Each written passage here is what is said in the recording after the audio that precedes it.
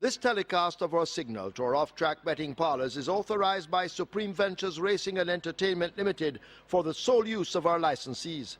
Any reception, interception, retransmission, redistribution, or other use of the signal without the express written consent of Supreme Ventures Racing and Entertainment Limited is strictly prohibited and will be the subject of criminal prosecution and civil action. Any equipment or apparatus involved in such a use is subject to seizure and forfeiture under the law.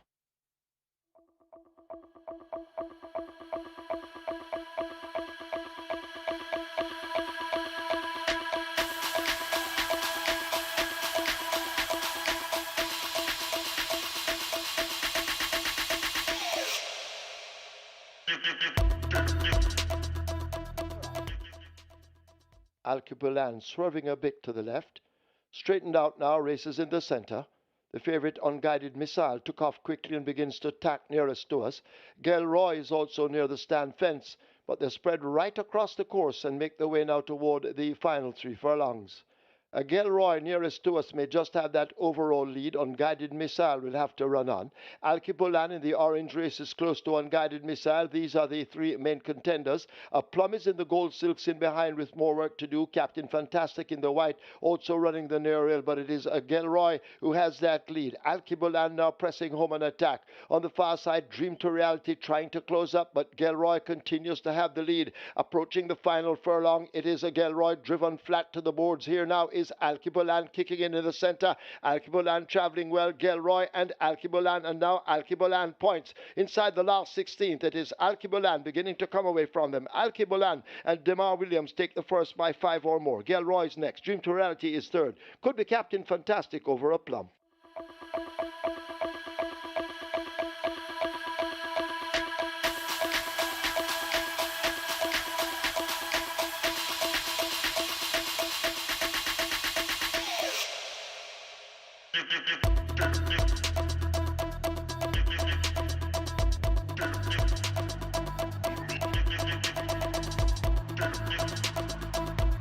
Start already now. They're off. Ballistic Missile gets away in between horses. Warrior Stomp just toward his inside. Sensational Gift has catching up to do in the early exchanges. Girlie the Butcher not too far away. Lucy on the Go will have to catch up as they make their way covering the first furlong, and Rocola in the orange cap races near to us. Ballistic Missile running quickly in the center with Rocola, these two battling for it.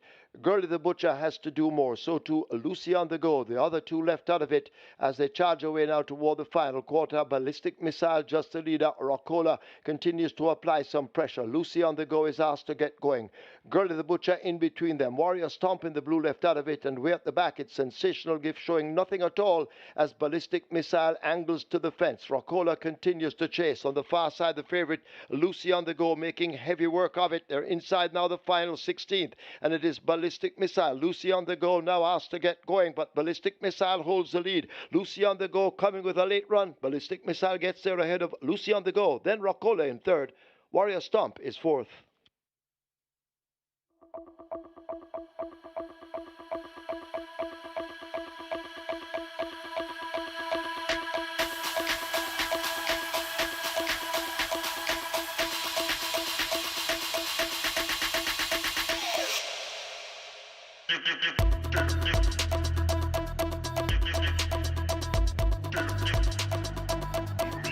She Who Has No Name has been scratched. They're off. Blinding Light gets a good start. Briscoe drawing alongside. Time Bomb is 2 lengths back. Empress in the Breeze closing in on Time Bomb. And these 4 fairly tightly grouped as they head past the half mile and go sprinting into that turn. Briscoe now goes on by some 4 or 5 lengths. Blinding Light chasing in second. Empress in the Breeze shaken up and asked to cut the gap. A break back to Time Bomb, last of the 4. The quartet will arrive at the 5/16th. Headed by Briscoe out in front, cruising under the hand ride.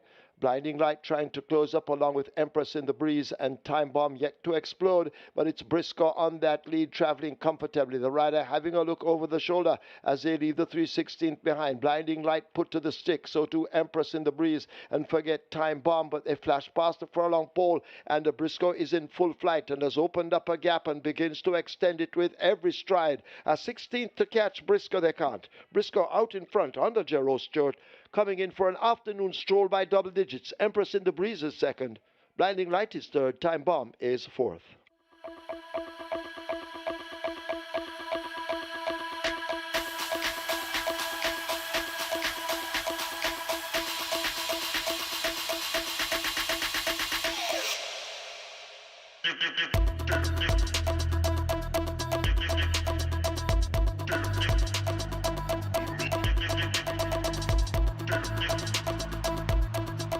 Goal opportunity. Eject Boston pressed, and Aaron Chattrey's on the ground. The field charge away, leaving the 5. Storm Boy heads the field with a 2-length advantage. Mr. Wonderful chasing, cruising again another length and a piece back. As they make their way to the half mile, they're there now and go rushing into the turn. Steen now moving down and begins to make ground. More Aviator toward the back, and last of all in the orange silks, that's Handyman as they're about to arrive at the 3.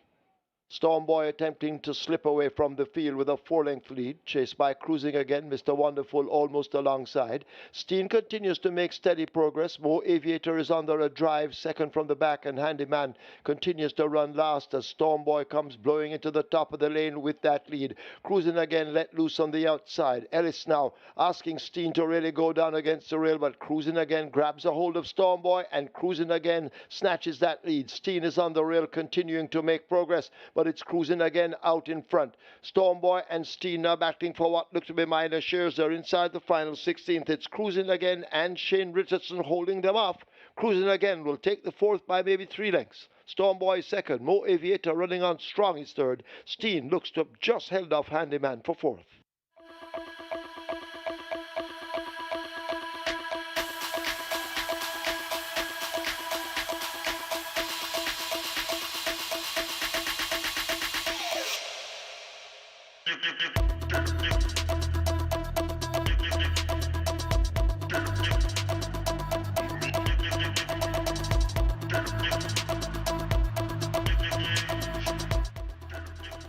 They're off.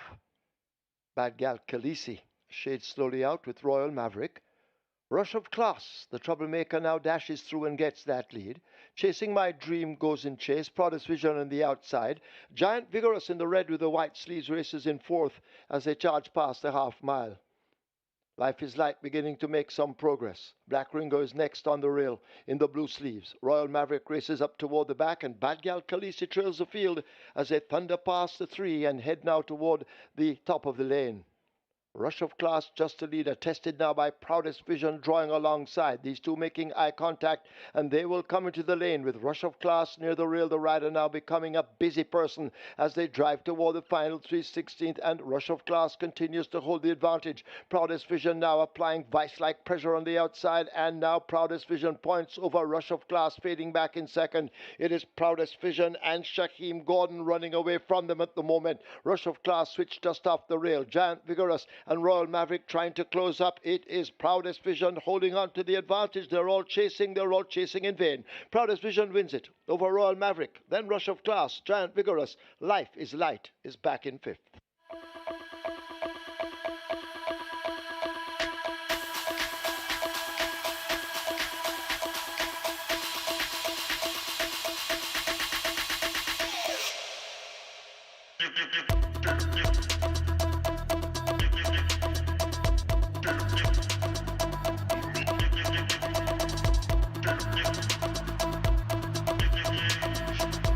Starter ready.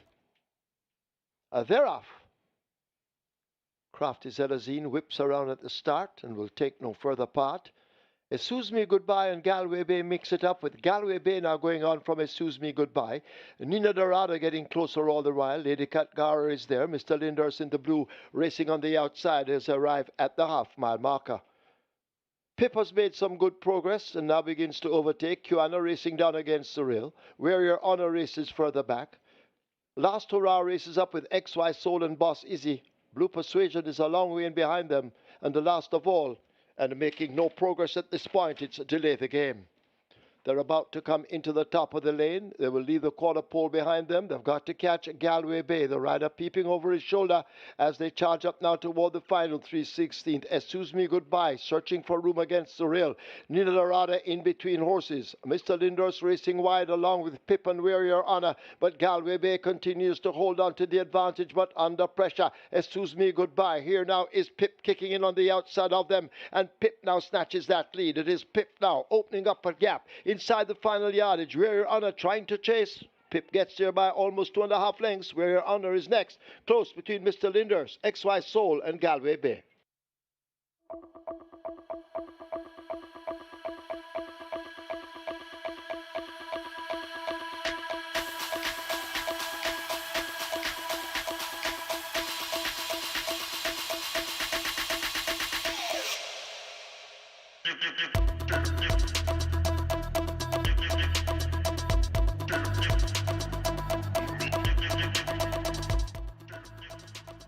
They're off.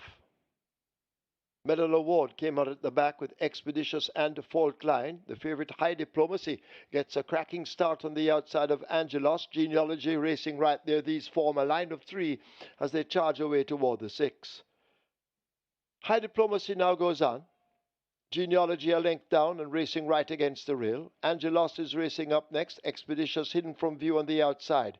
Medal Award races next, possibly 6 or 7 lengths off that lead, and a gap to a faltering Fault Line as they go flashing past the 5 and make their way down the back stretch, about to get to the half mile. High Diplomacy continuing to dictate terms and sets those fractions and goes spinning into that turn. Genealogy needs to find 3 lengths. Expeditious attached to his outside. A break of some 4 lengths back to racing back in a 4th spot. That's Angelos in the pink and white as they go slipping past the 3. Medal Award is next, and forget Fault Line. They're about to come toward the 5/16th, and it is still out in front. High Diplomacy with a commanding advantage and still under a very gentle ride. Expeditious now asked to close up on the outside. They drive inside now the final quarter at the top of the lane and out in front, and now Dane Dawkins gets busy on High Diplomacy as they run toward the furlong pole. Expeditious trying to cut into that lead, but still High Diplomacy continues to deny them and looks to have a comfortable cushion as they drive inside the final 16th. It's High Diplomacy by maybe 3 lengths. Expeditious, best of the rest, trying to cut into it, but High Diplomacy driven out by Dane Dawkins. They will get there to win it by just over a length and a half. Expeditious is second. Angelos will be third. Genealogy is fourth.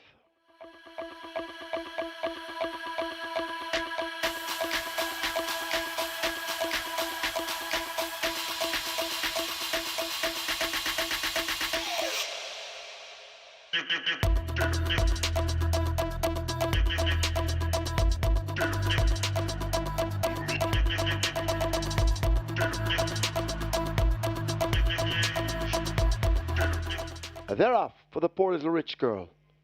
Fair start, Rhythm Buzz just misses it.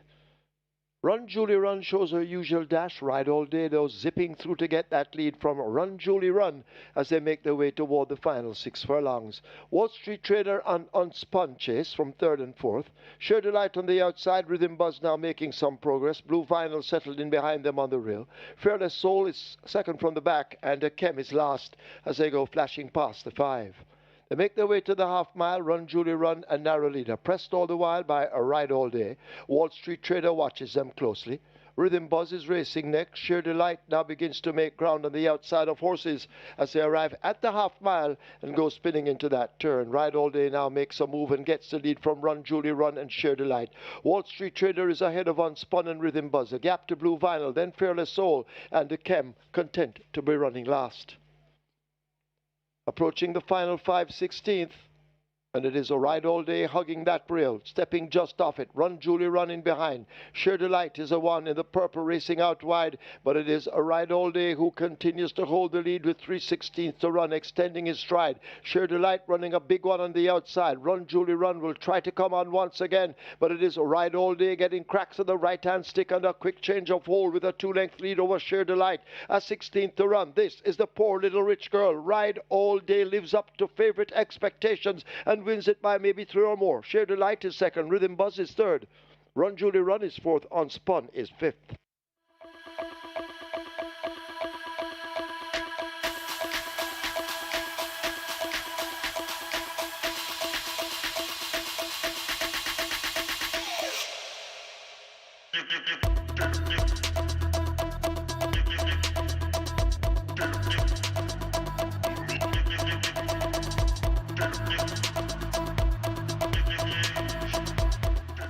They're off for the ninth and final. Global Pursuit gets a great start, rushes toward the center already. Legal Fight and Sachet race nearest to us, but Global Pursuit is traveling powerfully.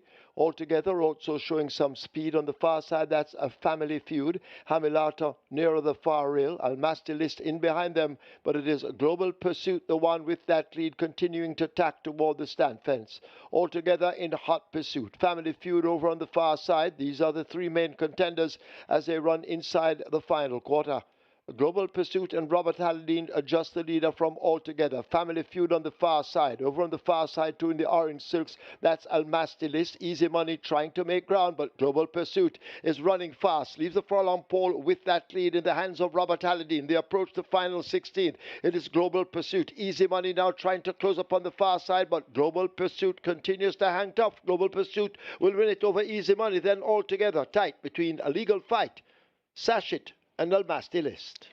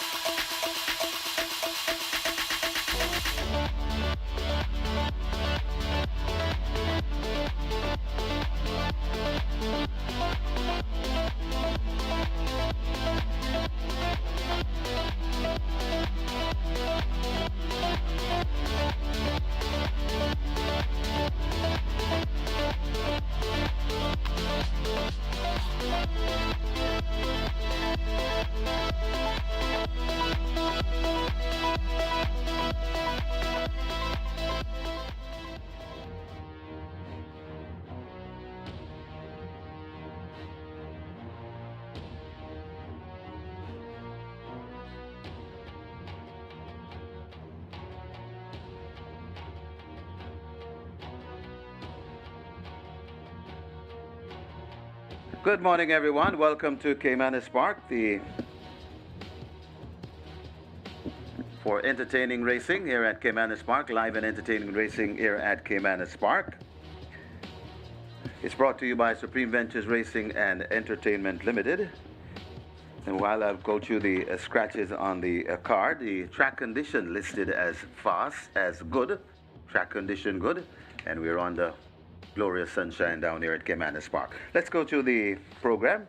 Race number 1, that's where the Reggae 6 and Catch 9 starts. Reggae 6, a jackpot bonus in excess $2 million. Catch 9, a jackpot bonus in excess $420,000.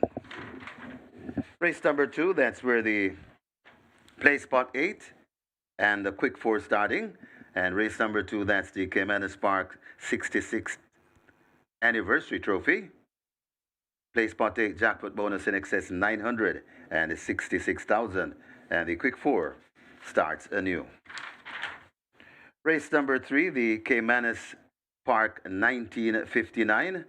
That's where the early 5-star begins, and today the early 5-star, there's a mandatory payout on the early 5-star, mandatory payout in excess $2.3 million. Race 4, that's where the Twilight 6 begins. Twilight 6, minimum guaranteed in excess $3.5 million. Race 5, late 5-star starts there, and the late 5-star has a minimum guaranteed payout of $300,000. Race number 6, that's where the strike 4 begins. You may scratch number 6, race 6, the scratch number 6. Mr. Mandate, so race 6, scratch number 6, Mr. Mandate. Strike 4 begins there. Strike 4 has a jackpot bonus in excess $688,000.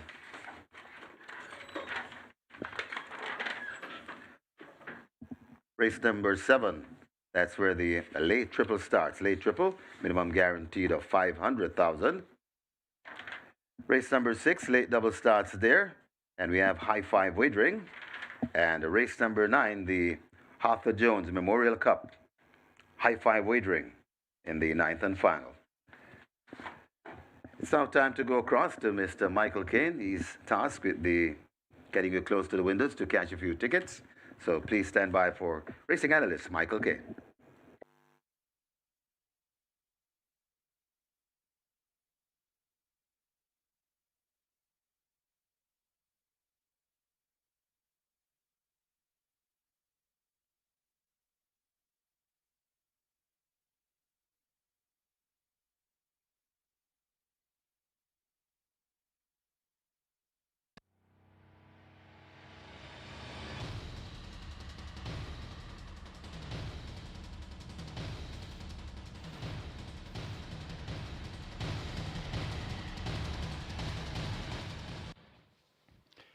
A very good day to you, forward racing fans, and welcome once again to Caymanas Park, home of the Caribbean's #1 derby, home of the Caribbean's finest thoroughbreds, and home of the Moute Mile. We have 9 races in store for you today, and our feature is going to be the Arthur Jones Memorial Cup. That will be race number 9, and the purse here 1.25 million. It's an open allowance contest of 3 up, and they go a distance there of 1,200 meters or 6 furlongs. The Caymanas 66th anniversary trophy will be race number 2. That's with a field of 5 going. This is on 1,400 meters or 7 furlongs. The purse here 1.19 million. And the Caymanas Part 1959 would also be a feature on the card, and that will be race number 3. The purse 1.1 million, a field of 6. Go a distance there of 1,600 meters, 8 furlongs or a mile. It's bright and sunny here in St. Catherine, Jamaica. Picture perfect conditions for thoroughbred racing, and the track is in superb condition. Kudos to the track maintenance crew who have kept the racing surface all season long. And indeed, we had some rain yesterday, a lot of rain yesterday. It poured cats and dogs yesterday. So as you can see, the surface is quite dampened. So look for horses that prefer the wet underfoot condition. So a lot of rain fell yesterday, and earlier this morning we had some rain as well. So things are quite moistured there for the 9-race card. The first event, of course, kicks off for Reggae 6. Minimum guarantee pay of $3.5 million, just over $2 million in that jackpot already. And kindly note once again that mandatory payout for the Reggae 6 is on the 30th of August. That's just 2 weeks ahead, 2 weeks ahead of us. So we look forward to that to be a big ticket item on the 30th of August. Today, we have the mandatory payout in the early 5-star. Over $2.3 million is in that jackpot, all to be paid out today, and that begins in the third event. So that's going to be a must-bet item for you on the Saturday card. Catch 9, not to be discounted, of course. That economical wager, $5 per bet, and you can convert your Catch 9 to a $5 per bet pick 6 with 3 bankers, and you can also convert it to a $5 per bet pick 5 with 4 bankers. So the Catch 9 always quite lucrative. The first event, we have 42 minutes to go to post for the opening contest. Just before that, though, how about the Jockey's Corner? Radish Robin is on 81 wins, and his closest pursuer is on 36. That's Robert Halliday. And Shannon is third at 34. In fourth, we have Ray Lewis on 25. Richie Sakes on 24 in fifth. Demar Williams is next with 23 wins. He's in sixth. Dane Dawkins, 22 in seventh. Dick Cardenas on 18 is in eighth. And in ninth, we have Tajay Sekou and Tevin Foster. They're both on 15 wins. Jason Acosta well out in front in the trainer section, 46.9 million plus in that purse earnings column, and Anthony Babanun on 37.6 million in purse earnings there. In third gear, Sabrati on 28 million. The first event is a restricted allowance for native bred 4-years and up nuns of 3, and importees 4-years and up nuns of 2. And we have a field of 8. They go a distance of a mile. The purse here is 780,000. We'll see last year's Jamaica Derby winner, Crown Chaser, back in action for his second appearance since winning the Derby. He won the Derby last year, the 6th of August, didn't race again until this year, the 2nd of August. So clearly he has that setbacks between. And he went off well fancied on his return at 8-5, but didn't deliver much there. 5th by 10.5 lengths, going 7 furlongs to All Machine, Wicked Cassie and King Pie. Both Wicked Cassie and King Pie are present here. And as such, Crown Chaser would have to pick up his legs to turn the tables on those two horses who clearly have race fitness on their side. But Crown Chaser, of course, last year's Derby winner, beating Run Julie Rum and Captain Spar in that thrilling 3-way horse race inside the final 2 furlongs there. So Shannon is maintained among for the 4th consecutive occasion, riding for Anthony Nunes in ownership and Maharaj. Crown Chaser opens up at odds of 3-1, so you're getting fairly bargain price here for Crown Chaser with 40 minutes to go to post. And it's going to be interesting to see what the fixed odds board will be offering here. Crown Chaser, once he comes back to himself, it won't be a race. So 3-1 in the early wagering looks quite attractive.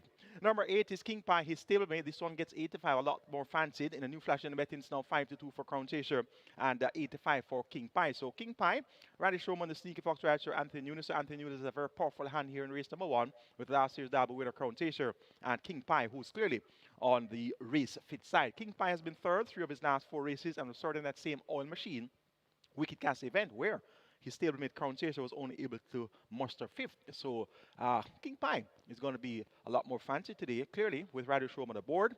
But I'm not gonna go all in on that. I'm going to stick with the class horse here, and that's Crown Chaser. But King Pie, he has a fair enough chance. He's void of early pace and speed. He has a good late turn of foot though. Look for him to be doing his best running inside the final 2 furlongs or so.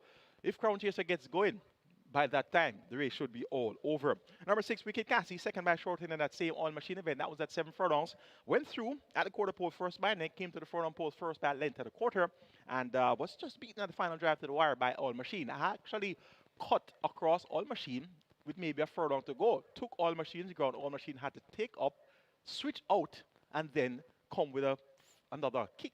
So Wicked Cassie may not be all that suited to 8 furlongs. So Wicked Cassie. Robert Haldy now picks up the mount, replacing Demar Williams.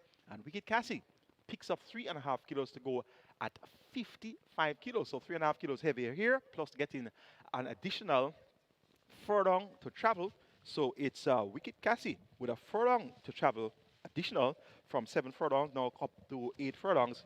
And indeed, picking up 3.5 kilos. So those are 2 variables, changes in those 2 variables. The distance increase, the weight increase, does not necessarily augur all that well for the winning chances of Wicked Cassie. But Robert Haldane is riding very well right now, and he's a man on a mission. How about that ride in the Jamaica Derby aboard I Dream Again, my top selection, of course.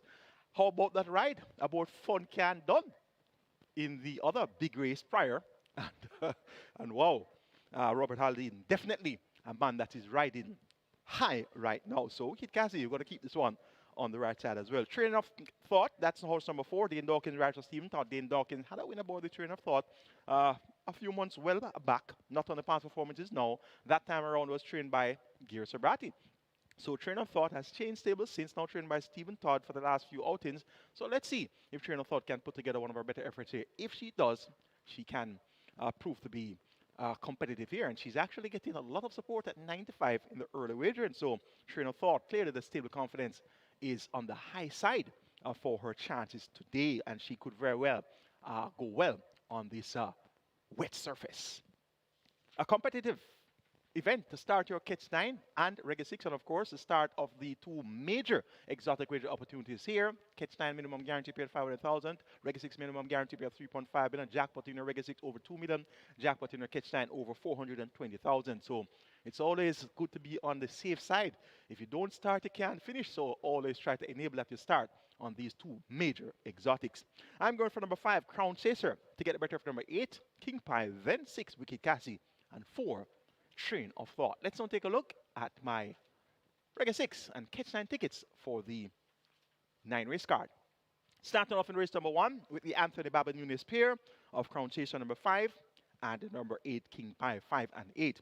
Race number 2, the Caymanas 66th anniversary trophy. Make the numbers there 1, 3, 4, and 5. And it's only 5 horses in the race, and I'm using 4 to 5. I certainly hope that the 2 horses won't break things up for me here, and that's Fearless Mission. So I'm working with 1 Lockdown, 3 Miss Grove, 4 Rocket Fire Seb, and 5 Riches Rags. Race number 3, the Caymanas Spark 1959. Also going 1, 3, 4, and 5. So identical numbers here for races 2 and 3. That could be a rake. 1 Star Quest, 3 Bossman, 4 No Apology, and 5 Perfect Affair. Race number 4, make the numbers there 4 and 5. KP Charles versus Emperor of the Cats. Race number 5, 3, 4, 9, and 11. Bella Bella, Sky Weezy, Paul for Highness, Electrode. And the catch out leg of the Reggae 6, kindly note that number 6, Mr. Mandate, is a scratch. Mr. Mandate is now out. My original numbers there were 6, 7, and 10. My top 4 for the race, 1, 6, 7, and 10. So in the absence of number 6, we're going to make a substitution here with the next choice which is number 1. So 1, 7, and 10. Phonometer, Little Groovy Thing, and Last Dance, 1, 7, and 10, maintaining that cost of 7,680. Robert Darby's Reggae 6 begins in race 1 with 5 and 6. Race number 2, Robert goes 3 and 4. That's the Caymanas 66th anniversary trophy. Race number 3, the Caymanas Spark 1959. Robert goes 2, 3, and 5. Race number 4, 1, 4, 5, and 7.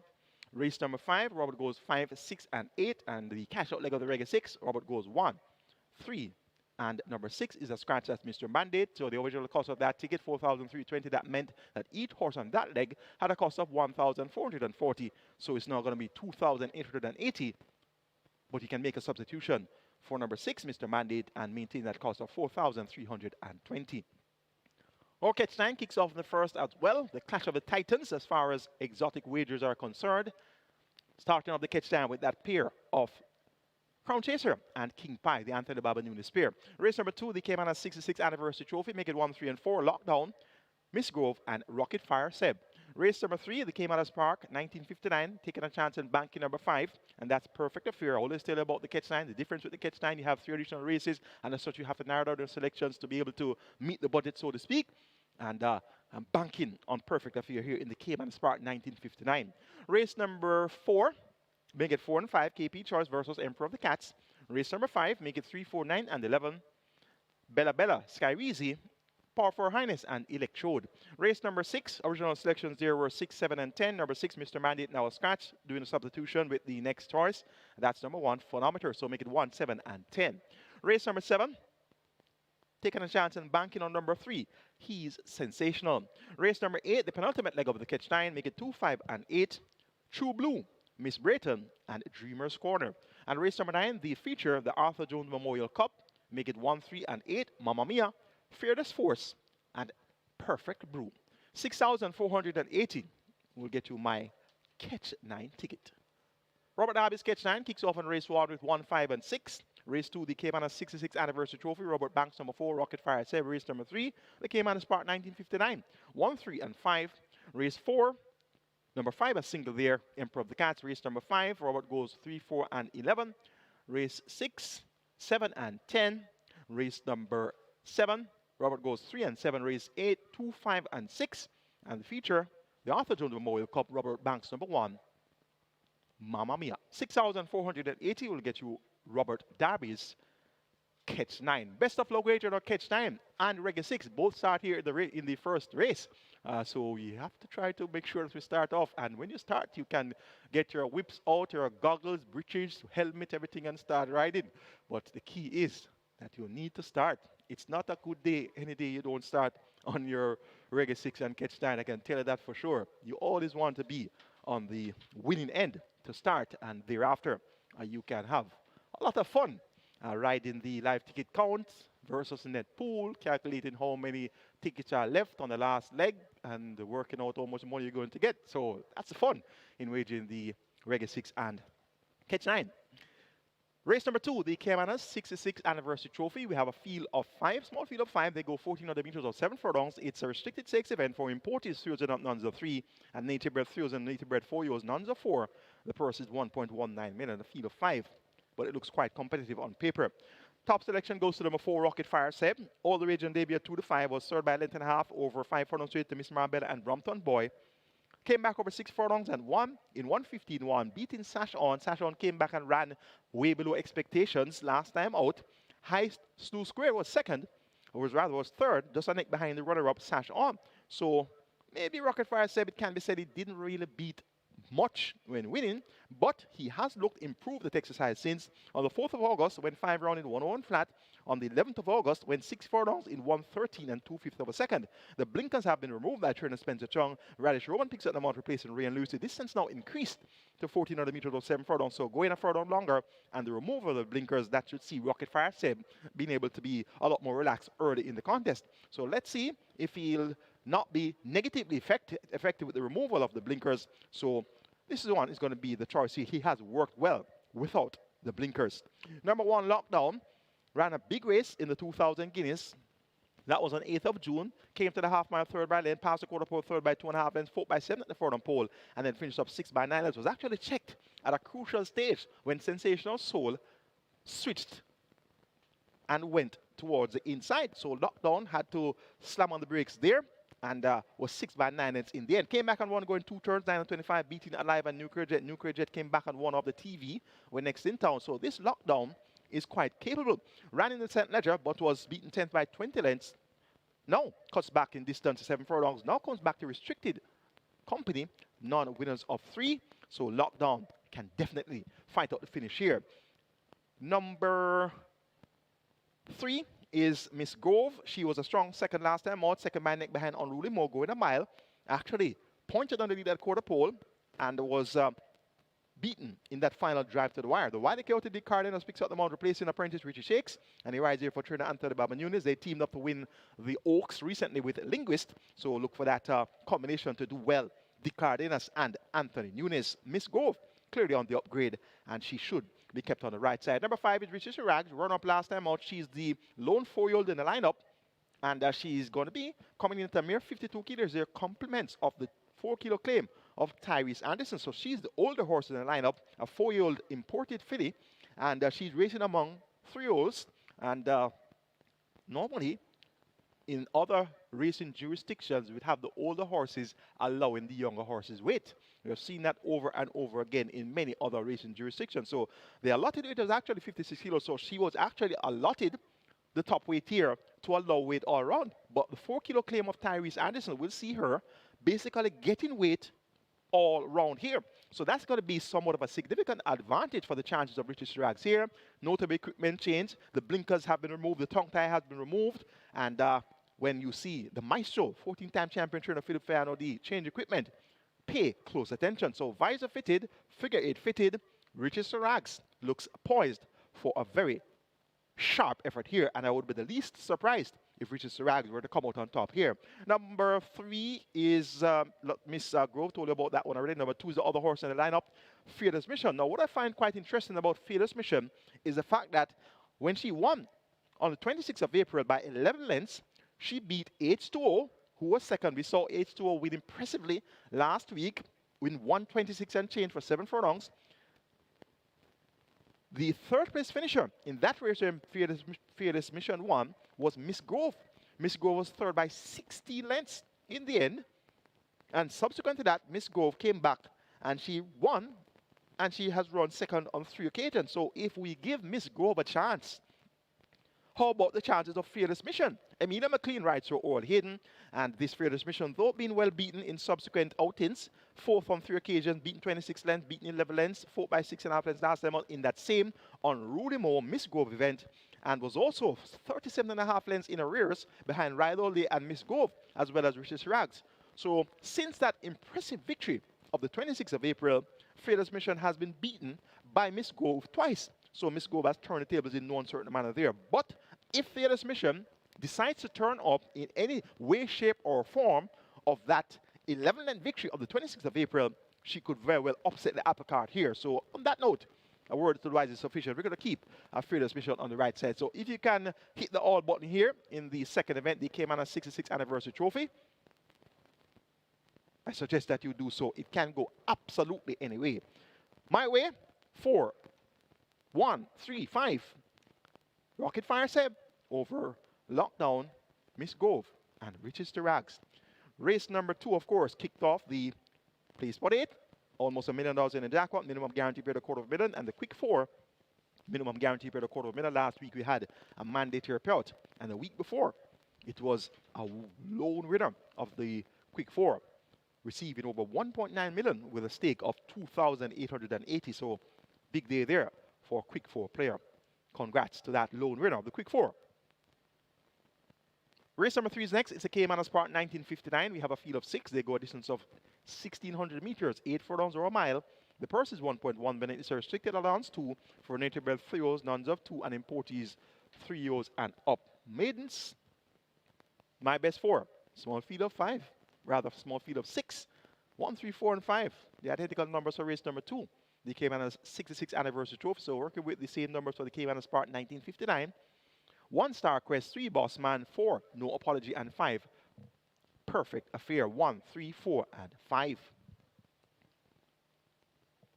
Number 5, Perfect Affair. Bred in the purple out of the Nuclear Wayne Dam. Nuclear Affair. Nuclear Affair, a 1,000 Guineas winner. Runner-up in the Jamaica Oaks, beaten by 1,000 Stars. Very memorable stretch duel there, where we saw 1,000 Stars rallying to get back on terms with Nuclear Affair and beating Nuclear Affair in that final drive to the wire. And guess who was on 1,000 Stars? Was it Robert Hardball Halidine? Aboard 1,000 Stars. If my memory serves right, I think so. So Robert Halidine, no stranger to winning big races here at Caymanas Park. And of course, he won the Jamaica Derby recently with a powerhouse ride aboard I Dream Again. And such a powerhouse ride that he has picked up 2 days for that ride. And it's so interesting. He has picked up 2 days for that ride aboard I Dream Again, and he has picked up 3 days for the ride aboard Fun Can't Done for excessive use of the whip. So I think that the collections would be satisfied that Robert Halidine really went the extra mile, so to speak, to get the job done on those 2 horses. Fun Can't Done won by Baby Shorthead, beating Desert of Malibu. And of course, you saw where Burning Heads picked up the lead inside the final furlong, getting maybe a half a length in front of I Dream Again. And then, on the powerhouse handling, I Dream Again came back and got that win over Burning Hedge. So I think it's safe to say that if Robert Halidine didn't double up and triple up and fopple up with those whips, he would have won. So food for thought there. Race number 3, the Caymanas Park 1959. And the source of that line of reason was, of course, telling you about Nuclear Affair, who won the Jamaica Oaks, getting the better, rather, 1,000 Stars getting the better of Nuclear Affair. Nuclear Affair looked all over a winner coming to the final furlong there. But 1,000 Stars rallied strongly and got back on terms with Nuclear Affair and got the win over Nuclear Affair. So Perfect Affair, bred in the purple. That's the point I'm making, bred in the purple. And she came up short of classic aspiration, so to speak.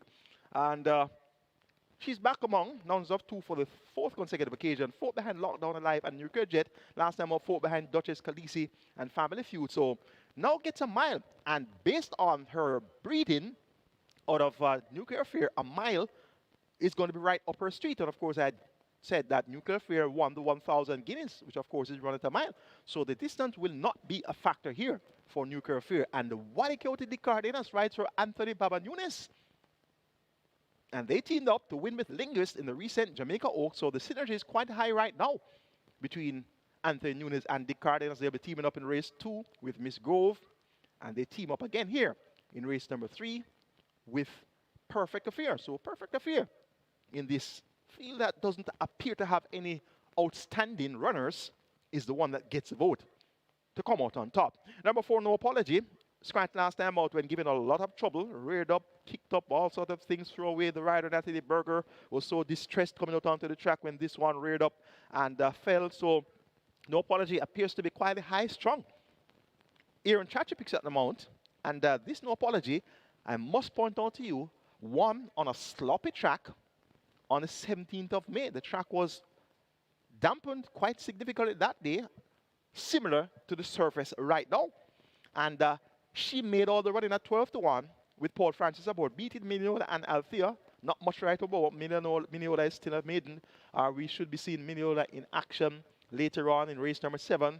So didn't really beat much, but has improved. 4 by 3.5 lengths when last out on the 13th of August behind Riley J, Duchess and Margarita. Duchess has come back to win since. No Apology, now trained by Edward Stanbury. So this one has changed barn since we last saw her. Look for an encouraging effort here. She could be able to make the lead easily here. On this surface, No Apology is going to be a top contender here. Number 1 is Star Quest. Should also be for the pace. Showed good pace last time out in that event, won by his stablemate, H2O. 126.3 for 7 furlongs. And H2O, as I said earlier, beaten by level lengths behind Fearless Mission, who runs in race 2. So Star Quest, Shane Ennis maintains the mount for Jason Costa. The tongue tie has now been refitted. The tongue tie was on when winning on the 6th of July making all the running, going 6.5 furlongs in a pedestrian 124.4. The splits were slow, 36.2, 49.3, 103, 1 for 5 furlongs, 117.2 for 6 furlongs. So we'll have to step up his game a lot better than that. But he's on the upgrade. And in his field of 6, he could make it close. Bossman number 3 also gets a class relief here. Last time out was in the 2000 Guineas, prominent up to the half mile, 7 by 3, then turned from 7 by 8 before weakening badly, 13th by 23 3/4. And prior to that, raced in the Kingston, and he ran very well on his first attempt among Stakes Company. 22-1 with O'Neill Mullins, passed a half mile, 7 by 4, came to the quarter pole, making a forward move, 4 by 4 3/4, 5 by 6 at the front on pole, and then weakened 6 by 8.5 lengths. So that was behind Sensational. So the eventual 2000 Guineas winner, Runaway Star, was second, Strong Mind was third. So Bossman gets class relief today. Radish Roman picks up the mount for Peter Don Passard. Look for Bossman to be very close by where it matters most here. It's the Caymanas Spark 1959, the start of the mandatory payout early 5-star with a jackpot of 2.342 million. Converted to a carryover, and the minimum guarantee payout there, 300,000. Make it 5413. My order of preference for the Caymanas Spark 1959.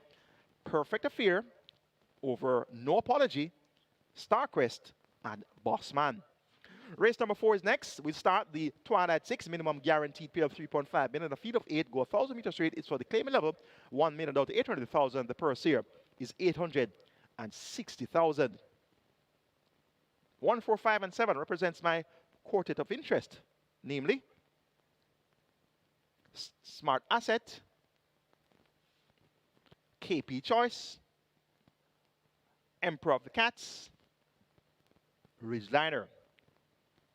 1, 4, 5, and 7. That's 1, 4, 5, and 7. That's where we're going in race number 4 to start our Twilight 6. Number 5, Emperor of the Cats, going for 4 in a row. He has won for multiple connections recently. Reports first time of the claim. Now trained by O'Neill Markland, more popularly known as a Sweetie Man, for owner Janet Najir. And Tyrese Anderson will be aboard. He chips off 4 kilos of the allotted 57 kilo weight, so it's going to be 53 kilos here for Emperor of the Cats. Emperor of the Cats goes well over the straight and also goes well coming around the bend. So he's at his pet trip today, 5 furlong straight. He has won over 5 furlong straight on 4 of his last 10 outings. So he's definitely going to be one of the top contenders here. But I always tell you about that very significant variable that contributes to the outcome of claiming races, and that's the change of barn. Not all horses are what you consider to be press button horses. They don't just jump from barn to barn and win everywhere they go. So that's always something to consider. Number 4, KP Charles, also reports first time of the claim, has been claimed on 4 consecutive outings. Won 2 of his last 4. 1 victory came at 5.5 furlongs, 1 came at 5 furlongs straight. And he actually beat Emperor of the Cats when winning over 5.5 furlongs on the 22nd of March. Generational second, Emperor of the Cats sold by some 5 1/4 lengths. And the last time we saw the matchup between KP Charles and Emperor of the Cats won by 7 lengths, beating KP Charles over the straight. KP Charles had 57 kilos, Emperor of the Cats had 56. Today, Emperor of the Cats down to 53, compliments of Tyrese Anderson's 4 kilo claim. And Shane Martin, he'll be aboard KP Charles. He chips off some weight of KP Charles. The declared here is 52 kilos, so he's coming in 5 kilos lighter from winning last race with 57 kilos. So a lot closer at the scale here versus Emperor of the Cats. And they're both reporting from new barns. KP Charles now trained by the Professor Patrick Lynch. So KP Charles reports from a high-powered barn and clearly has the capabilities of turning the table. So significant change of barn here for both Emperor of the Cats and KP Charles. Number 1, Smart Asset, steps down to claiming company for the first time. Races on attack for $1 million. Ian Spence rides for 10 Cent Chong. This one ran well.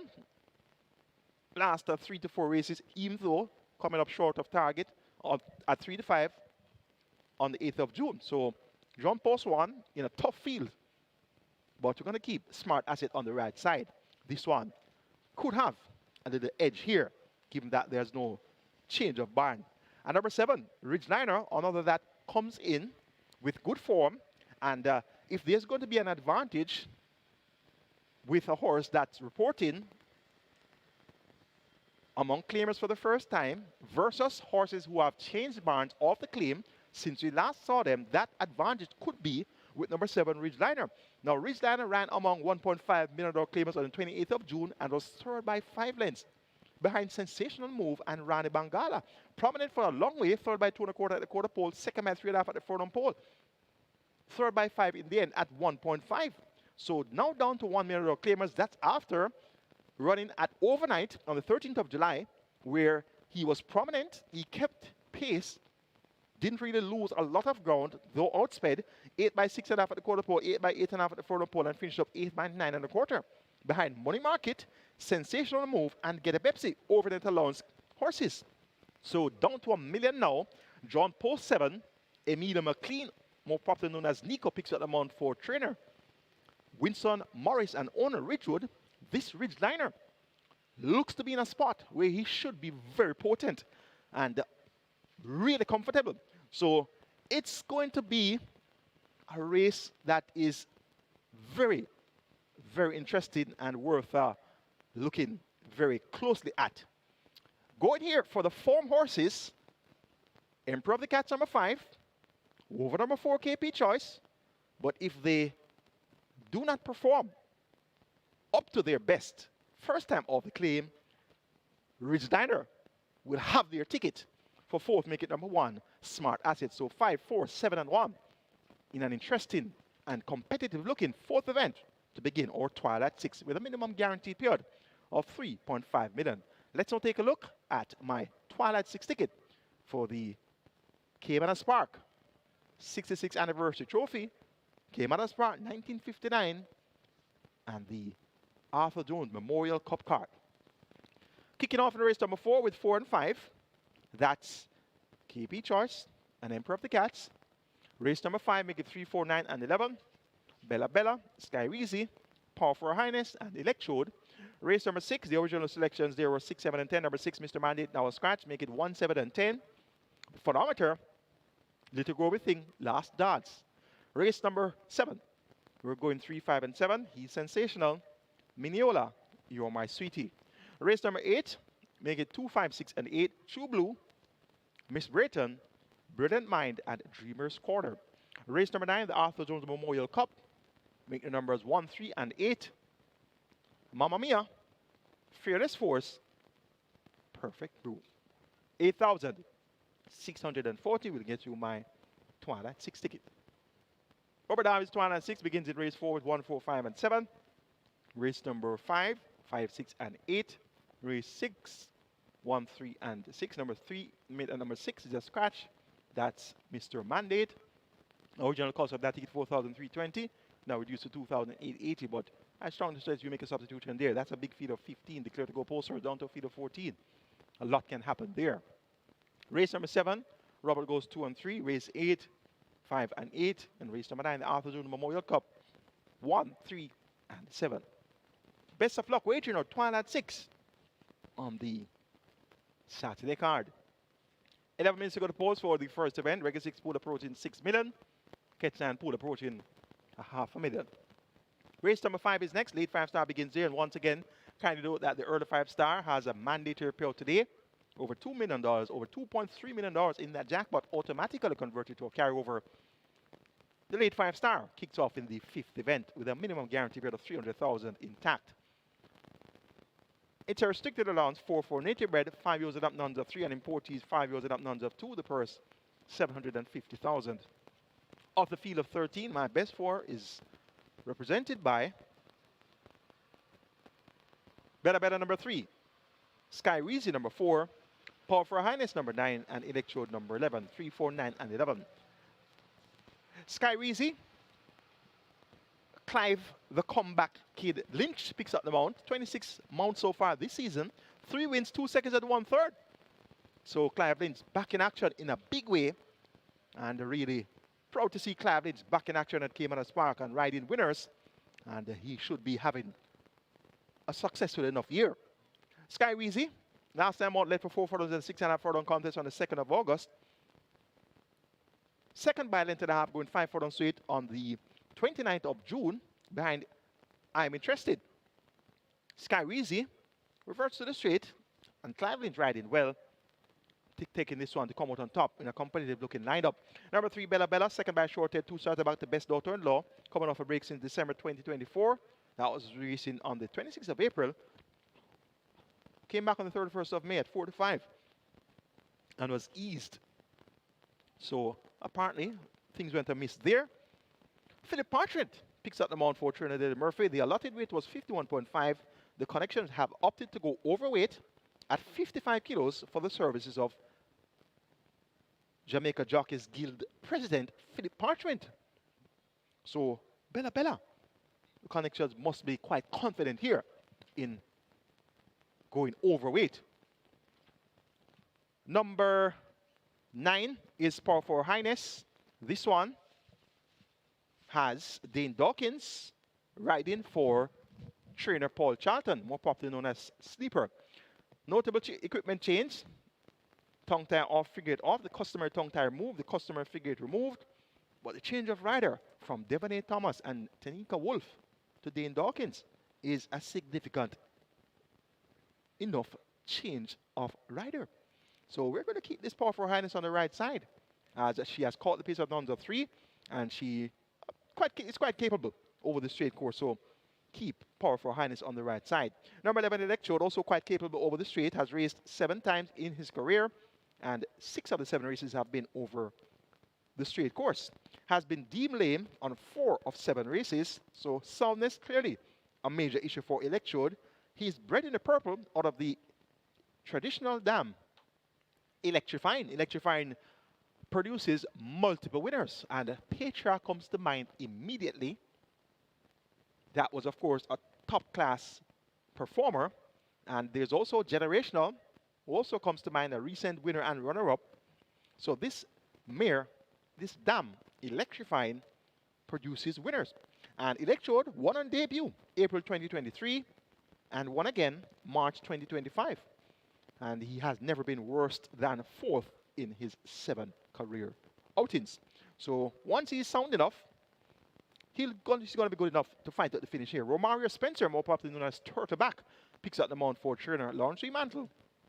We'll keep Electrode on the right side. Going here for number 4, Skyreezy, just over number 3, Bella Bella, and it turn just over number 9, Power for Highness, and it turn just over number 11, Electrode. It could be a blanket finish here in race number 5 to kick off the lead 5-star. Race number 6 is next. We'll begin the strike 4 here. Minimum guarantee pay of 500,000. Strike 4 jackpot over 688,000. It's a large field of 15 declared to go postwards. However, number 6, Mr. Mandate, is a scratch. We're down to 14 runners. Make my best 4. 1, phonometer. 3 special gifts. So 1 phonometer, 3 special gift, 7 little go everything, and 10 last dance. 1, 3, 7, and 10. Phonometer with the Combat Kid, Clive Lynch in the side of a trainer Ryan William. Not the best suited to this one draw in a field of 14, going 5 furlongs straight, but has good capabilities. He broke so last time out, going 4 straight, and ran on to be 3rd by 4 3/4, behind Phenomenal One and the Gifted One. So we're going to keep Phonometer on the right side. The Gifted One is present here as well. Drawn post 8. Number 3, special gift. Second when last out on the 8th of February at the 500,000 level. Beat by neck to Unruly Dude. Was claimed from that event. And is just returning on today, the 16th of August. So in the business of claiming horses, you don't claim a horse of 500,000 and put that horse down for 8 months. That's just not the business of claiming horses. So claim for 500,000, just coming back 8 months later, races less than he was claimed for. So claim for 500,000, now down to 350,000. So the connection didn't even look for a 500,000 race and say, let's try and run without a tag first, see if we can get a win, and then come back for 500. The connections have said, no, we're going to 350. So all indications are that this was a bad claim. All indications are, but the form lines are very encouraging. Second by neck, 4th by 2.5, first by a nose, 3rd by a length and a half, earlier 3rd by 9 3/4, 1 by a half a length, 2nd by a short head, 1st by a 4.5, 2nd by a head. So what could have really gone so wrong with special gift?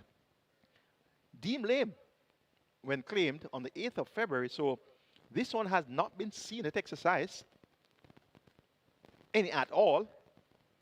So a very questionable special gift here. Doesn't appear to be a gift in any way, shape, or form. But for wagering purposes, you have to use special gift on your exotics. Number 7, Little Go Everything. Radish Roman rides for Winchester McIntosh. Reporting first time of the claim for 350 on the 31st of May.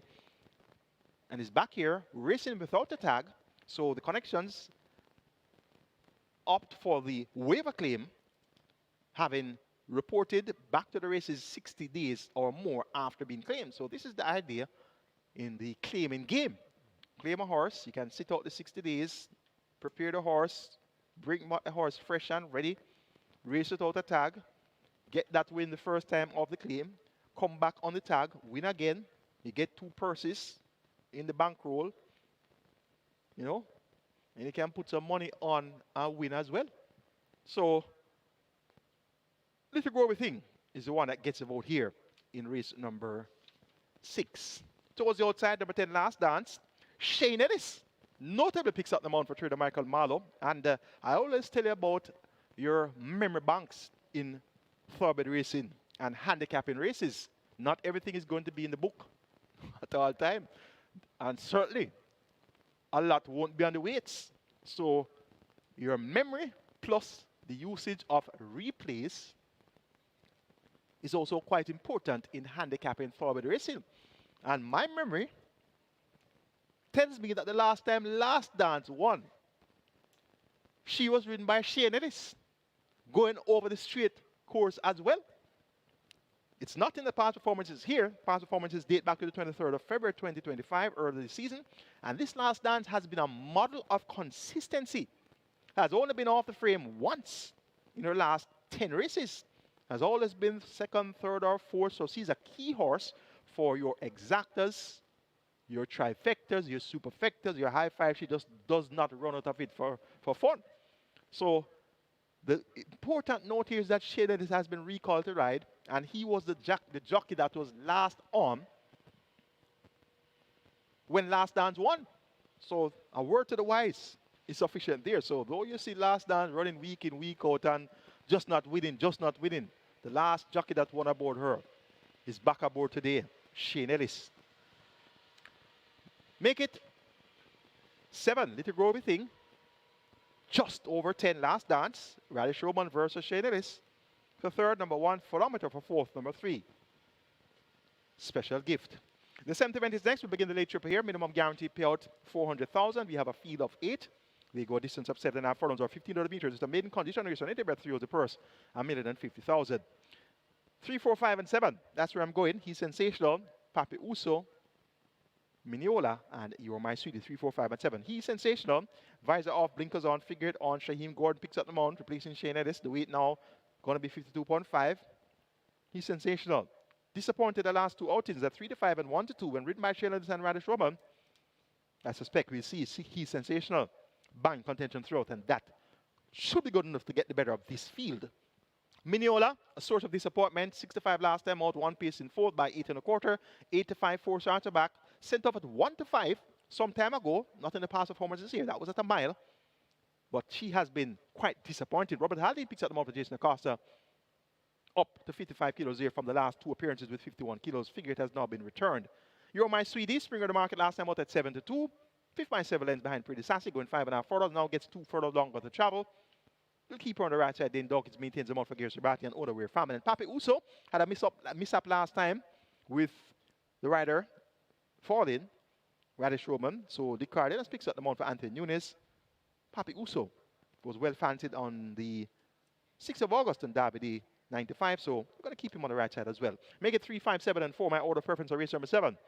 He's sensational to get the better of Miniola, You're My Sweetie, Papi Uso. The 8th and penultimate is next. We begin the late double here. A field of 13 fillies. They go a distance of 6.5 furlongs or 1,300 meters. It's a maiden condition race for native birth 3-0s. The purse is 1,050,000. I'm going here for numbers 2, True Blue, 5, Miss Brayton, 6, Brilliant Mind, and 8, Dreamer's Corner. 2, 5, 6, and 8. True Blue has raced among better horses than all of these. On debut, third by 5 1/4 lengths, a sensation, so the eventual 2,000 guineas winner. Prince Royal was second, and True Blue was third, running on after being thrown to stride at 17-1 with Shane Richardson. That was on the 26th of January, came back on the 22nd of February, and went 5.5 furlongs with the visor fitted. Samantha Fletcher picked up the mount there, 7 by 13.5 length, no factor, behind Hansa, who eventually ran second in the St. Ledger. Big effort there behind I Dream again. Linguist was second in that 5.5 furlong contest. And Linguist, of course, won the Jamaica Oaks and was runner-up in the 1,000 guineas. So True Blue has run among far better horses than all of these. She's reporting for the first time under the care of Anthony Nunes. Comes off the break since February. The Canterman Shillings picks up the mount. Visor removed, tongue-tie fitted. She has worked fairly well. And she's a class horse in the lineup. She's bred in the purple out of the Cowtown Cat Dam, True Blue, who was a big-time performer, an imported filly. The stallion here, sensational stamp. So this True Blue could be a cut above these. Number 8, Dreamer's Corner, led for the first 2 furlongs of the 5.5 furlong contest last time, outbeaten. Third by 3.5 lengths altogether, and Miss Brayton. Both are back here now, Dreamer's Corner and Miss Brayton. Omar Walker picks up the mount once again for Ian Passard aboard Dreamer's Corner. We'll have second time lay 6, tongue tie now fitted, gets a furlong longer to travel. Will be in front and will be the one to catch. Miss Brayton will be trying to catch her again, gets a furlong longer to travel after running on. Second by half length last time out behind altogether. It was 3 lengths clear of Dreamer's Corner, who was third. Picks up 2 kilos to go at 57 kilos. Dreamer's Corner picks up all of 4.5 kilos to go at 56 kilos. So they both hiked at the scale. Another that hiked at the scale is She's My Dream, up to 57 kilos after running at 53 kilos last time out and finishing in second. Brilliant Mind, number 6, 4 by 5.5 lengths in that same altogether Miss Brayton Dreamer's Corner event, ran evenly throughout. Ridden that day by Ratasha Marweir. It's now Dane Dawkins that picks up the mount. Tongue tie fitted by Donovan Thompson. A furlong longer to travel. Brilliant Mind should also fight out the finish here. A competitive look in 8th and penultimate. I'm going for the class horse in the lineup. Number 2, True Blue. Now trained by Anthony Baba Nunes. Now being ridden by Shane Ellis. To get the job done, over number 8, Dreamer's Corner. Then 5, Miss Brayton. And 6, Brilliant Mind. The 9th and final, our feature is today the Arthur Jones Memorial Cup. We have a field of 11 going 1200 meters or 6 furlong. It's an over the allowance contest, so 3,000 up the purse, 1.25 million. Mamma Mia steps down from open allowance, now back among over net allowance horses, cuts back in distance to 6 furlongs. See John Post one, she has top weight 57 kilos. It's going to be one way in, one way out for Mamma Mia. And that's going to be tried to make all the running. Because she's on the inside with top weight, she can't afford to get bogged down here with the top weight. So it's going to be one way in, one way out for Mamma Mia, and that's to make all. She won't have an afternoon stroll in doing so. Number 3 is Fearless Force. Tyree Sanders picks up the mount for trainer Filippiano D. They'll team up in race 2 with Richard Sturags. And this Fearless Force is vastly improved. Won by some 7.5 lengths easily, going 7 furlongs is 125-1. In April, beating Sheer Delight and Mr. Center. We saw Sheer Delight chase home ride all day last week. Fearless Force in stepping up after that win. 5th by length and 3/4, going 7 furlongs. Interesting times. They had Major Danger and Blue Vinyl. And last time out with Delroy Bahari aboard. 6 by 11 lengths behind Rhythm Buzz, Blue Vinyl, and Rainsville going 8 furlongs. So we're going to ignore and draw a line through that last run. Look for Fearless Horse to be a lot more focused here. And hoping that Tyree Sanders can chip off something of this 51.5 kilos. And whatever happens, Fearless Force getting lumps of weight from Mamma Mia should make it extremely close. Number 8, Perfect Brew, should be able to capitalize on a speed duel here. On his best day, he would really lead the leaders. But he hasn't necessarily been on his A game so far this season. He has raced all of, how many times this season? 9 times. And he hasn't won as yet. Has finished third on a couple of occasions, second on one occasion. So he'll get there if the pace comes back. Radish Roman has the assignment for Hall of Fame trainer Richard Azan. Perfect Brew. And if you're looking for a rake on the card, we have 2 horses on the card named Perfect today. And I always try to point out the rakes for you. So you have to try to find each and every way to get the winners sometimes you can get some outsiders in doing so as well. Race number 3, Perfect Affair. That's a Caymanas Park 1959. That's my tip, Perfect Affair. And we have Perfect Brew here in the Arthur Jones Memorial Cup. So could it be a perfect day with Perfect Affair and Perfect Brew? Hint, hint, hint. Perfect Brew can very well arrive in time for a win in the Arthur Jones Memorial Cup. Number 9, Get a Pepsi. Should be prominent as well. Dane Dawkins picks up the mount, replacing Richard Henry. Riding here for trainer Robert Pearson. Last time out was the first occasion that Robert Pearson saddled Get a Pepsi. So he got a positive enough effort there. Second by length and a quarter at the half mile. Third by length and a quarter at the quarter pole. And the effort there should be quite positive coming into this event. So we're going to keep Get a Pepsi on the right side in case the speedsters come back as well. So you have leaders, you have stalkers, and you have the closers here. It should be an exciting Arthur Jones Memorial Cup. Make it 3-1, 8 and 9, my order of preference. Fearless Force, to get a better of Mamma Mia. Perfect Brew, and Get a Pepsi 3-1, 8 and 9 in the Arthur Jones Memorial Cup. That's the handicapping seminar for you today. And I sincerely hope that that analysis would have been a guide for you to make your decisions when comprising your permutations.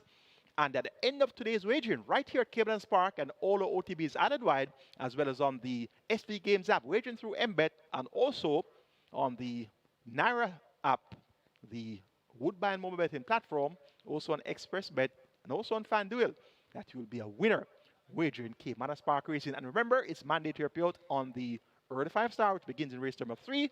And we have over $2.3 million in that jackpot converted to a carryover. And that's going to be a must bet. Have a great day wagering Caymanas Park Racing.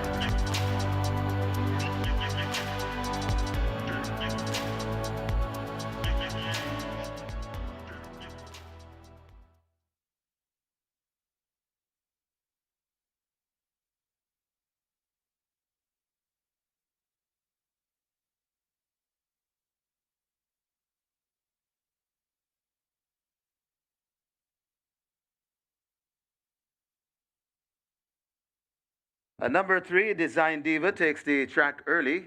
And we just got news that Richie Shakes, he's down for the day. Richie Shakes down for the day. So a trainer who had booked the services of jockey Richie Shakes, please make other arrangements and contact these stewards. And just going back to the mandatory payout today at Caymanas Park, the early pick 5, mandatory payout on the early 5-star, and in excess 2.3 million plus. That's the jackpot bonus carryover. And we have something for you as well, always, at simulcast.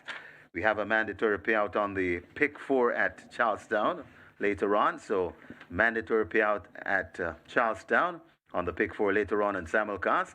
Mandatory payout, Caymanas Park on the early 5-star.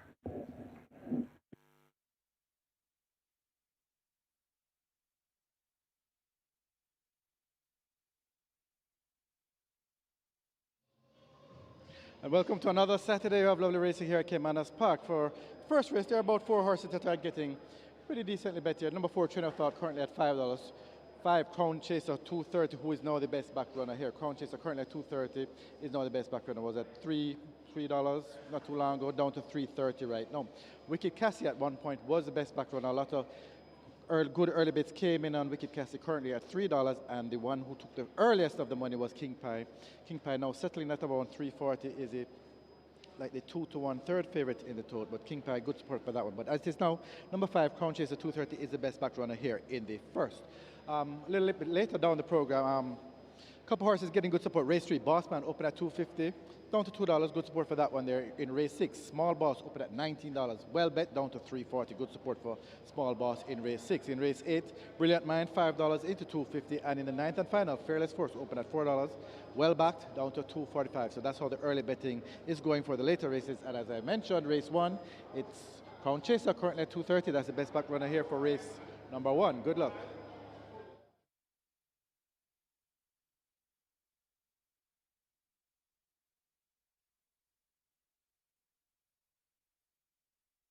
We have a jockey change, race number 5, a jockey change in the 5th.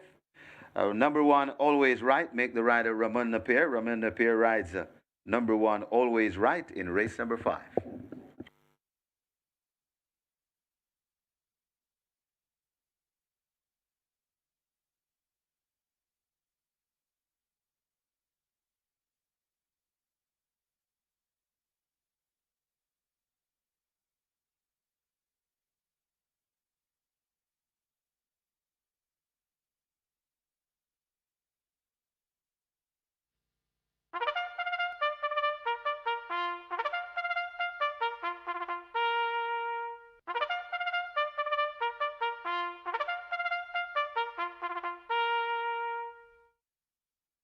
Runners on track for the first. It's a restricted allowance for native bred 4-year-old and up, non-winners of 3, and imported 4-year-olds and up, non-winners of 2. 1,600 meters the distance, or 8 furlongs. Number 2, Hit and Run, 51 kilos or 112 pounds. Number 3, Design Diva, 51.5 kilos or 114 pounds. Wagering offered on double, Exacta, Quinella, Trifecta, Superfecta. The Reggae 6 starts here in the first. Reggae 6, jackpot bonus in excess of $2 million.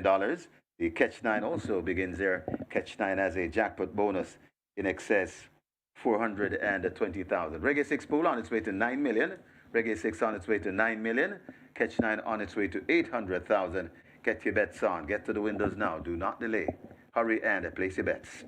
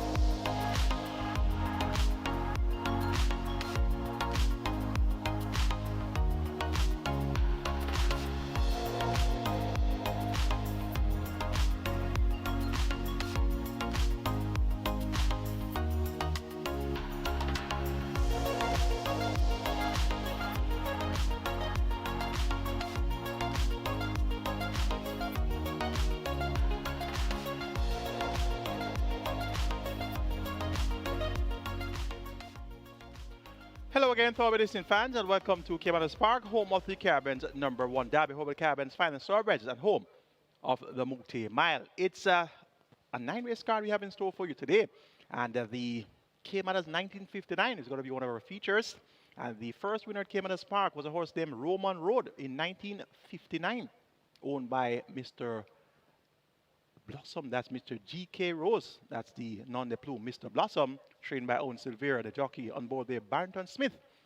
And indeed, Roman Road is the first ever winner at Caymanas Park. Horse on the way to the gate for race number 1. Reggae 6 pool approaching 10 million. Catch time pool is at 3/4 of a million. And we have an interesting looking sequence. And when you have interesting sequences, you have big dividends. A field of 8 headed by last year's Jamaica Derby winner, Crown Chaser. Looks sharp and ready, much sharper than it did last time. Out Shayna, this maintains a mount for the 4th consecutive occasion for Anthony Newton and ownership of the Maharaj. And whenever you see those colors and Shayna is united, you know that it's serious business time. 6-5 for Crown Chaser. Now gets a mile to work with, and once he gets going, it's going to be all over. Bar shouting. That's once he gets going. Didn't get going last time out. And clearly, that's understandable coming off a 1-year break. King Pie number 8 is stablemate. This one takes a while to get going. A late closer. Radish Roman picks up the mount. And King Pie will be finishing effectively in deep stretch.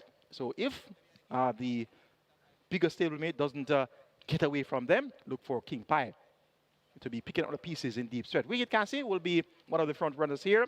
Picks up 3.5 kilos to go at 55 kilos. Robert Haldane for Patrick Lynch. She's going to be fourth place. And Train of Thought opened up at 9-5, now drifts out to 3-1. Stable confidence quite high in the chances of Train of Thought today. Look for an encouraging enough effort here from Train of Thought. Make it 5, 8, 6, and 4 my order of preference to start the Caymanas Park 1959 day. Crown Chaser over King Pie, Wicked Cassie, and Train of Thought.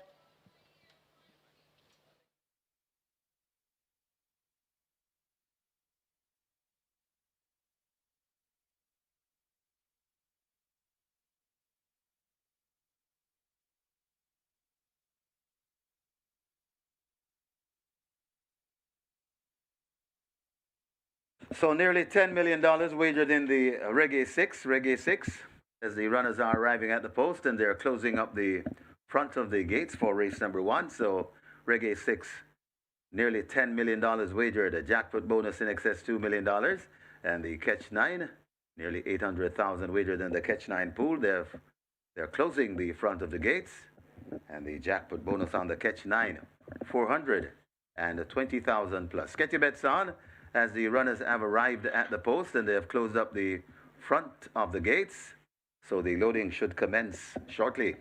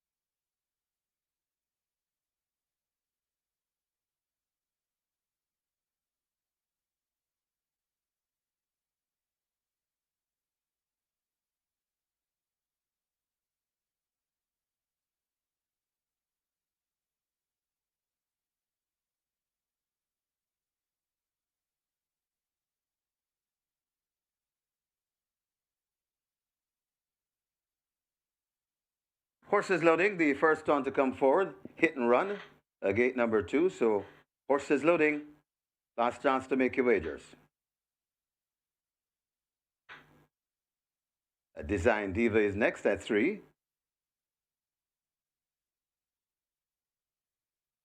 A Train of Thought comes into 4.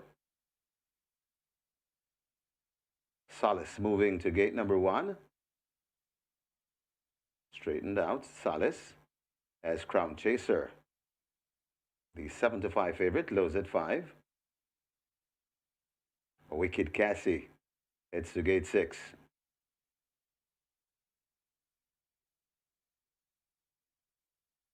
Wicked Cassie goes in. Hail the Queen to gate number 7. Solace has loaded in 1. And King Pie to complete the line. 1 mile the trip, 8 furlongs. King Pie goes in, and we are ready for race number 1.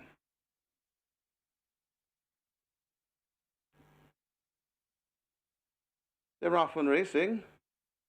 Hail the Queen gets a flyer from the far side. Train of Thought is right in the mix too. Also coming up with that speed, that is Hit and Run as they make their way toward the 6. It's Hail the Queen in front, right there on the outside. That is a Wicked Cassie coming up on the inside and now going into second. That's Design Diva. Then comes a Train of Thought. Behind them, that's Hit and Run, joined on the outside by Crown Chaser. Another 5 lengths before we come to Solace and King Pie racing at the back of the field. They go past the 5 and Hail the Queen on that lead, about a length or maybe 2 lengths in front of Design Diva racing in second, 3 lengths to Wicked Cassie racing in third. Then comes Train of Thought. Charm Chaser comes next. Hit and Run is right there too, and the back pair of Solace and now just overtaking Solace.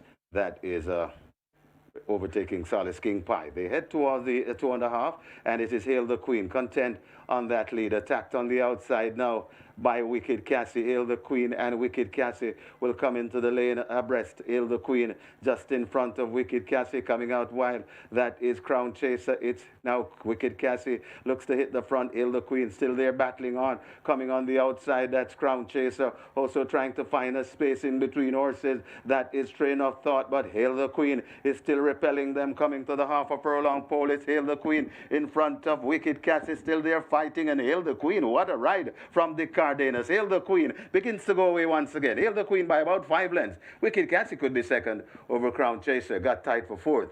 Either Train of Thought or King Pie.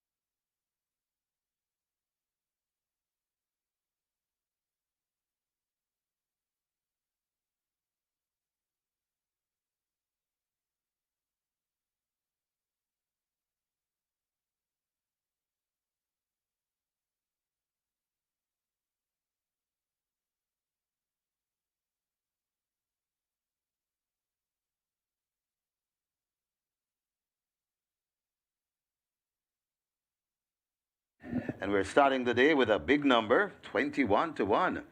The number 7, Hail the Queen. In the winners enclosure, the unofficial winner of race number 1, number 7, Hail the Queen, a 4-year-old chestnut filly by Hedge Fund, Seguro Uro by Patton Jack, bred Derek Brandt, owned and trained Ian Roberts. The winning rider, the Wiley Coyote, Dick Cardenas. The groom is Steve Gray. Second, number 6, Wicked Cassie. Third, number 5, Crown Chaser. And fourth, number 4, Train of Thought. Final time for 1,600 meters, 1 mile, 141 and 1.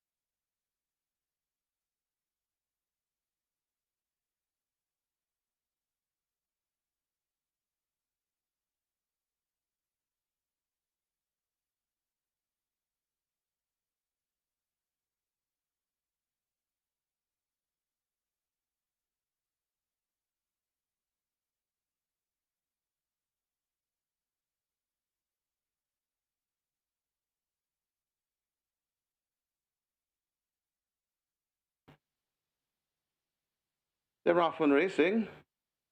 Hail the Queen gets a flyer from the far side. Train of Thought is right in the mix too. Also coming up with that speed, that is hit and run as they make their way toward the 6. It's Hail the Queen in front, right there on the outside. That is a Wicked Cassie coming up on the inside and now going into second. That's Design Diva. Then comes a Train of Thought. Behind them, that's Hit and Run, joined on the outside by Crown Chaser. Another 5 lengths before we come to Solace and King Pie racing at the back of the field. They go past the 5 and Hail the Queen on that lead, about a length or maybe 2 lengths in front of Design Diva racing in second, 3 lengths to Wicked Cassie racing in third. Then comes Train of Thought. Charm Chaser comes next. Hit and Run is right there too, and the back pair of Solace and now just overtaking Solace. That is overtaking Solace King Pie. They head towards the 2.5, and it is Hail the Queen, content on that lead, attacked on the outside now by Wicked Cassie. Hail the Queen and Wicked Cassie will come into the lane abreast. Hail the Queen just in front of Wicked Cassie, coming out wild. That is Crown Chaser. It's now Wicked Cassie looks to hit the front. Hail the Queen still there battling on, coming on the outside. That's Crown Chaser also trying to find a space in between horses. That is Train of Thought, but Hail the Queen is still repelling them, coming to the half a furlong pole. It's Hail the Queen in front of Wicked Cassie, still there fighting, and Hail the Queen, what a ride from Dick Cardenas. Hail the Queen begins to go away once again. Hail the Queen by about 5 lengths. Wicked Cassie could be second over Crown Chaser, got tied for fourth, either Train of Thought or King Pie.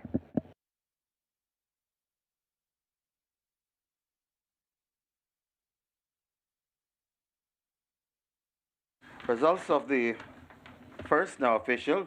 You may cash your tickets. Horses to the testing barn, 5 and 7. 5, Crown Chaser. 7, Hail the Queen to the testing barn. The splits, 23-4, 47-2, 114 flat. A final time for 1 mile, 141 and 1. The margins, 4 1/4 by a neck.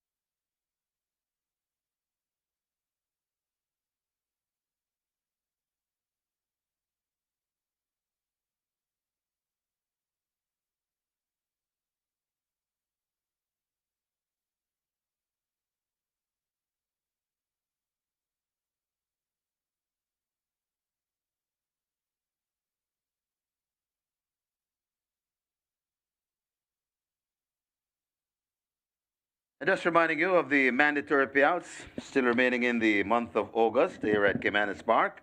On the 23rd, Saturday the 23rd of August, mandatory payout on the Play Spot 8. Play Spot 8, that's next week, Saturday. And the following Saturday, the 30th of August, Reggae 6, a mandatory payout on the Reggae 6. And please remember to join us here at Caymanas Park for the 5th running of the Winston Fanner Griffiths Classic. That's on a Sunday, September 7th. The 5th running of the Winston Fanner Griffiths Classic coming up on September 7th, Sunday, September 7th.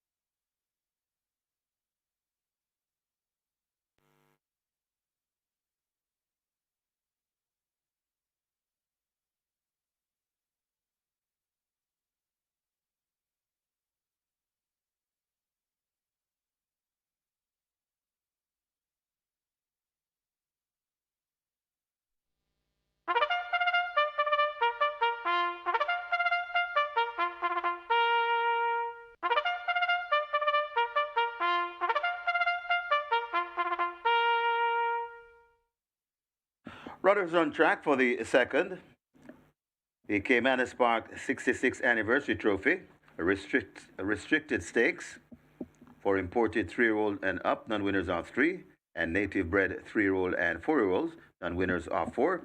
The distance, 1,400 meters, are 7 furlongs. Number 2, Fearless Mission, 50.5 kilos or 111 pounds. Number 5, Riches to Rags, 52.5 kilos or 116 pounds. Wagering offered on double exacta, trifecta. Place spot 8 starts here along with the quick 4. Place spot 8 has a jackpot bonus, nearly $1 million, and the quick 4 starts anew. Place spot 8 pool on its way to 600,000. The quick 4 on its way to 350,000. Get your bets on. Runners making their way to post.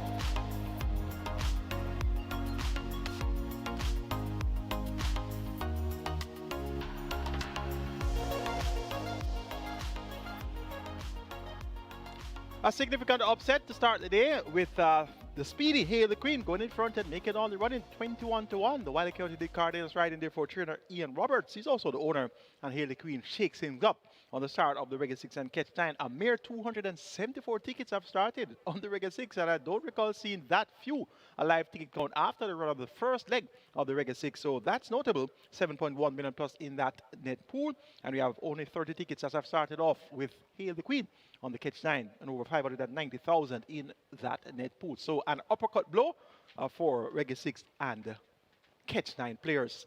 It's now time for the Caymanas 66th anniversary trophy. We have a field of 5. They go 1400 meters. It's a restricted size event for imported 3 years and up nuns of 3 and native bred 3 years and 4 years nuns of 4. The purse 1.19 million.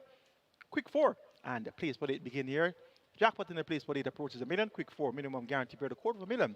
And that jackpot will begin afresh after today's wagering, as we had mandatory period for the last race day in the quick 4. Place for 8, $250,000 in that MGP as well. Top choice goes to number 4, Rocket Fire Seb, 3 to 5 favorite. Radish Roman for Spencer Chung worked well on the 11th of August, 6 furlongs in 113.2. And on the 4th of August, 5 round in 101 flat. Both works came without the blinkers removed. Rocket Fire Seb expected to win comfortably. Lockdown number 1 gets 4 to 1. Dane Dawkins for Howard Jagai and Bombay's Stud Farm. Runner Brave in the 2,000 guineas, one going 2 turns on the 21st of June. Looks well poised for a big run in this small lineup. Number 3, Miss Grove gets 7 to 2. The Wiley Coyote looks for the early double, 21 to 1 for Hail the Queen. You're getting 7 to 2. Miss Grove also on the upgrade at the right time. And Richard Chirac, number 5, equipment change, blinkers off, tongue tie off, visor on, figured on. Tyrese Anderson picks up the mount for Feliciano D.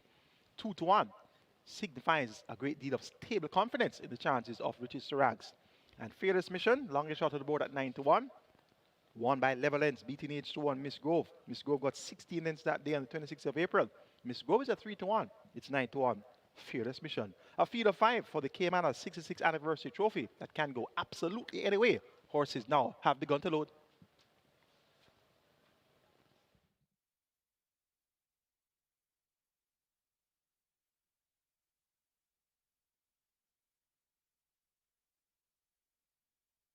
Horses loading for the second, the 66th anniversary, Caymanas 66th anniversary trophy.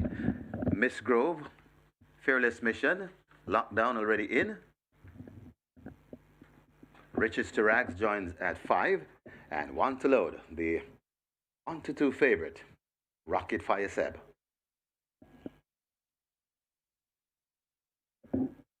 Seven furlong the trip. Rocket Fire Seb goes in, and we're ready for race number 2. The Raffin Racing came out in a beautiful line as rushing through to get that lead. That's Lockdown. Rushing up on the outside, that's Rocket Fire Seb. So Rocket Fire Seb settles on that lead from Richard Sirag racing in second. Then comes Miss Grove and Lockdown racing in second. Racing behind those and racing at the back of the field about 8 lengths off the lead.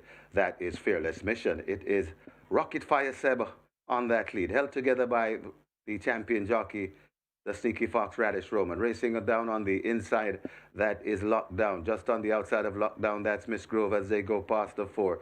Then comes Richard Sturag, and just behind them, still racing at the back of the field, that's Fearless Mission. Rocket Fire Seb lets out a notch, about 4 or 5 lengths in front, and could this be the writing on the wall? Rocket Fire Seb traveling sweetly, not asked to do anything else, and now goes on about 6 or maybe 7 lengths, toiling back into second. That's Lockdown there at the top of the lane. Rocket Fire Seb not being asked yet to do anything, but it's still traveling nicely, about 8 or 10 lengths, and this could be all over. They could be chasing for the minor placing. Coming down on the rail, that is Fearless Mission, but Rocket Fire Seb is still under a stroll, coming to the half a furlong pole. Rocket Fire Seb is clearly in a different zone. Rocket Fire Seb, double digits, beating Fearless Mission. Then comes Richard Sturag back in fourth. That's Lockdown, and just trotting in Miss Grove.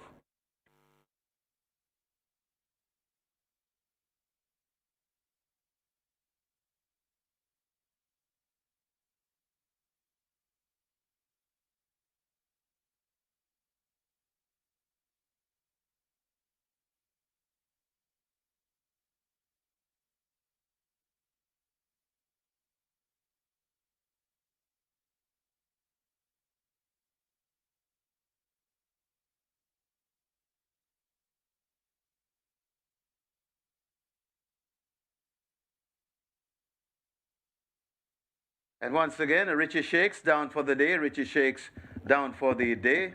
Trainers who had booked the services of Richie Shakes, you're asked to make other arrangements and contact these stewards.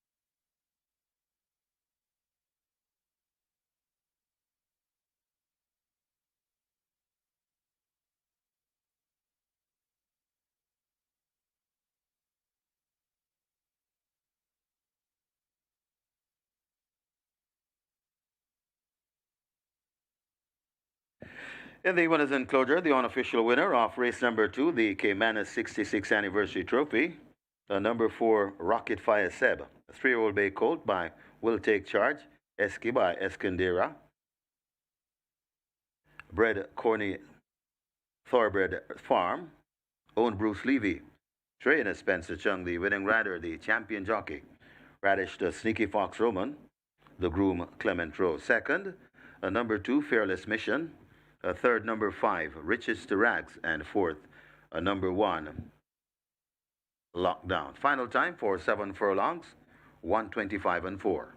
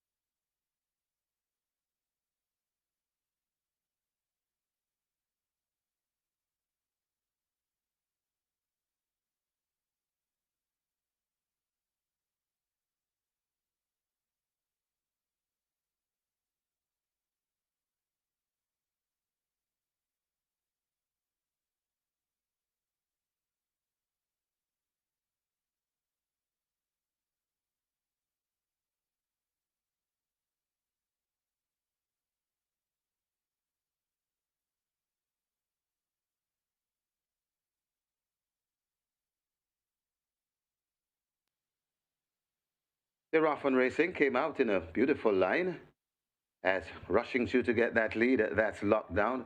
Rushing up on the outside, that's Rocket Fire Seb. So Rocket Fire Seb settles on that lead from Richard Sirag racing in second.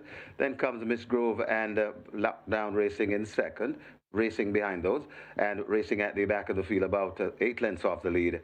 That is Fearless Mission. It is Rocket Fire Seb on that lead, held together by the champion jockey, the Sneaky Fox Radish Roman. Racing down on the inside, that is Lockdown. Just on the outside of Lockdown, that's Miss Grove as they go past the four. Then comes Richard Sturag, and just behind them, still racing at the back of the field, that's Fearless Mission. Rocket Fire Seb lets out a notch, about 4 or 5 lengths in front. And could this be the writing on the wall? Rocket Fire Seb traveling sweetly, not asked to do anything else, and now goes on about 6 or maybe 7 lengths. Toiling back into second, that's Lockdown there at the top of the lane. Rocket Fire Seb not being asked yet to do anything, but is still traveling nicely, about 8 or 10 lengths. And this could be all over. They could be chasing for the minor placing. Coming down on the rail, that is Fearless Mission, but Rocket Fire Seb is still under a stroll, coming to the half a furlong pole. Rocket Fire Seb is clearly in a different zone. Rocket Fire Seb, double digits, beating Fearless Mission. Then comes Richards to Rags back and forth. That's Lockdown, and just trotting in Miss Grove.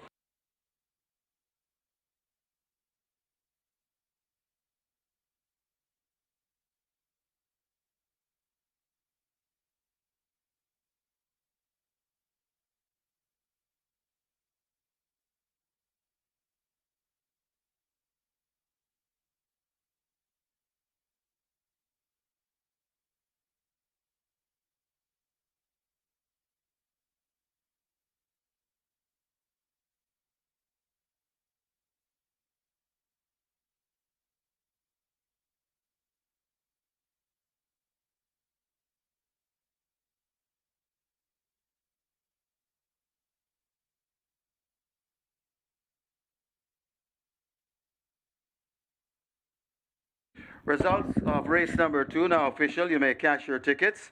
Horses to the testing barn 2 and 4 to Fearless Mission, and 4 Rocket Fire Seb to the testing barn.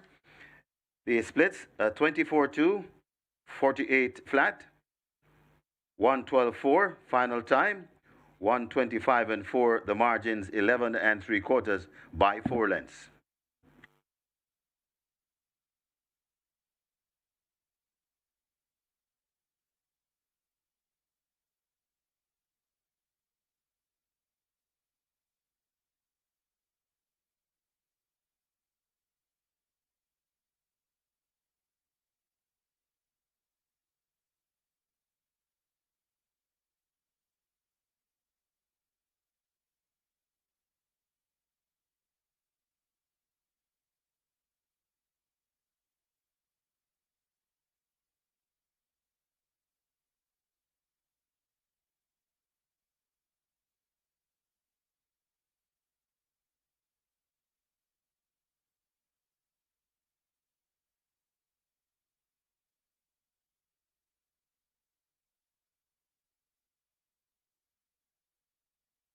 Ladies and gentlemen, your attention called to the winners enclosure for the presentation of the Caymanas 66th Anniversary Trophy.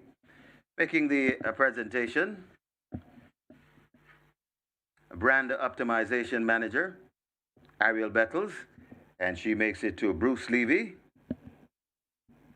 Also in the presentation party, Sebastian Levy, Tobias Levy, Jacob Rousseau, Richard Todd, and winning trainer, Spencer Chung.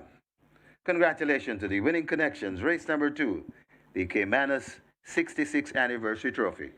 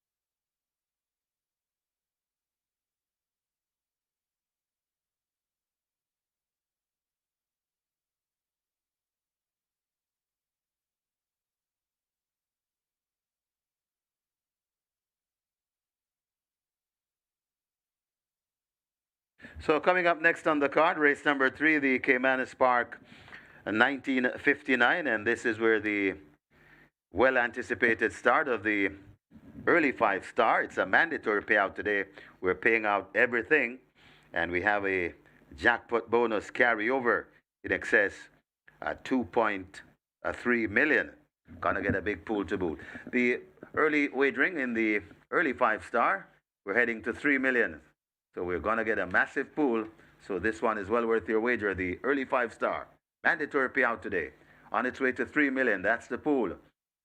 In excess 2.3 million. That's the jackpot bonus carryover.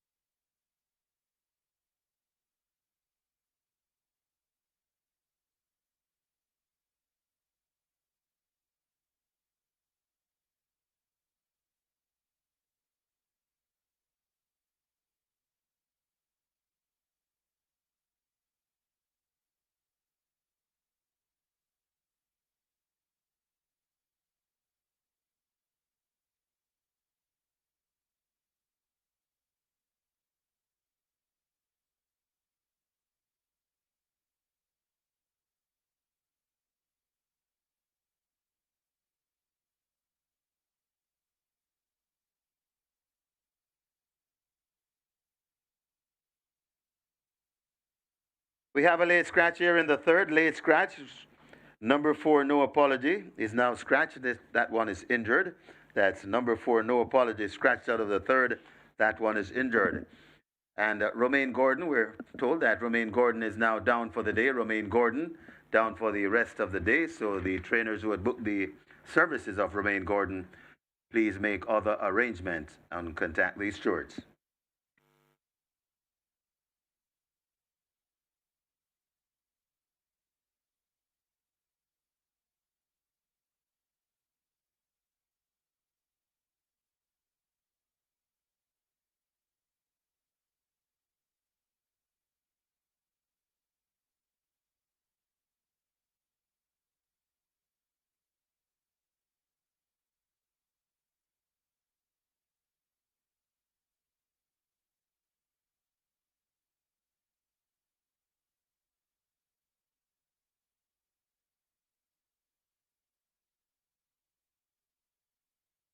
Early five-star pool closing in on 3.5 million. So the early five-star pool heading to 3.5 million.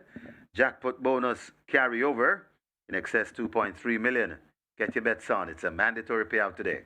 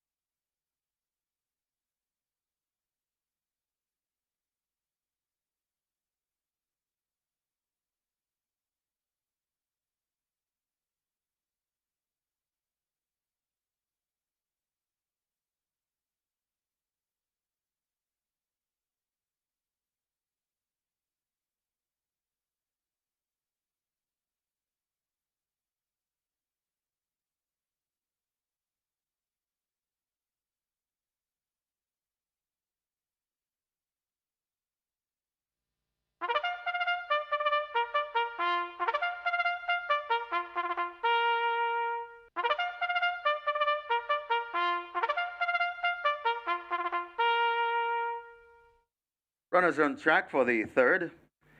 It's the Caymanas Spark 1959, a restricted allowance too for native bred 3-year-old non-winners of 2 and imported 3-year-old and up maidens. The distance 1600 meters or 8 furlongs. Number 1 Star Quest 55 kilos or 121 pounds. Number 2 Almastilist 53 kilos or 117 pounds. Scratch number 4, No Apology. That one is injured. Number 6, Quantum Star, 50 kilos or 110 pounds. Wagering offered on double, exacta, trifecta. This is where the early 5-star begins. It's a mandatory payout today. A massive jackpot bonus in excess 2.3 million. And the pool on its way to $4 million. Rolling triple on its way to 300,000. Get your bets on. Runners making their way to post.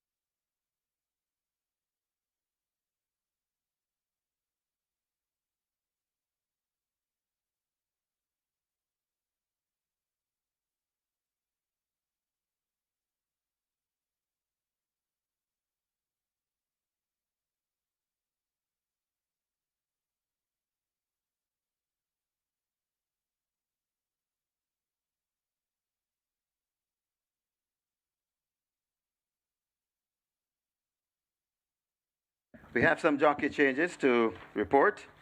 Race number 6. Race 6, number 11. Number 11, make the rider Emilio McLean. Emilio McLean rides number 11, Traditional Boy, in race number 6. And in race 7, number 6, Prince Ogilvy. Make the rider Eric Horton. Eric Horton rides number 6, Prince Ogilvy, in race number 7.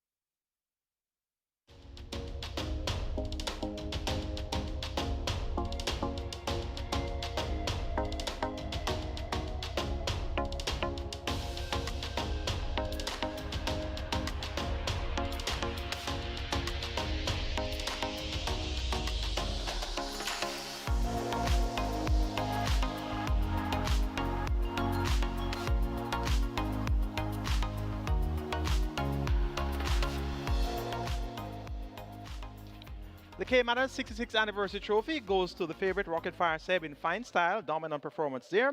Fearless Mission checked in second, and Richard Shiraz was third. Live ticket count on the regular 6, 234 with 7.1 million plus in that net pool. Catch time live ticket count now down to 21 with over 590,000 in that net pool. It's time for the Caymanas Park 1959. Scratch number 4, no apology. We're down to a field of 5. They go a distance here of 1 mile, 1600 meters or 8 furlongs. It's a restricted allowance for native bred 3 down to 2 importees, 3 and up maidens. The purse here, 1.1 million. Top choice goes to number 5, Perfect Affair. The Cardinals looks for a second win. He rides here for Anthony Nunes at Una Micros. 2 on the price here for this well-bred filly.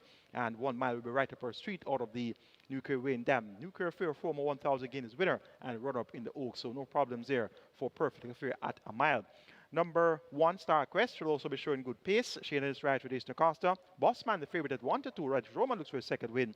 And going to go here for number 5, Perfect Affair, to get the better of number 1, Star Quest, and 3, Bossman.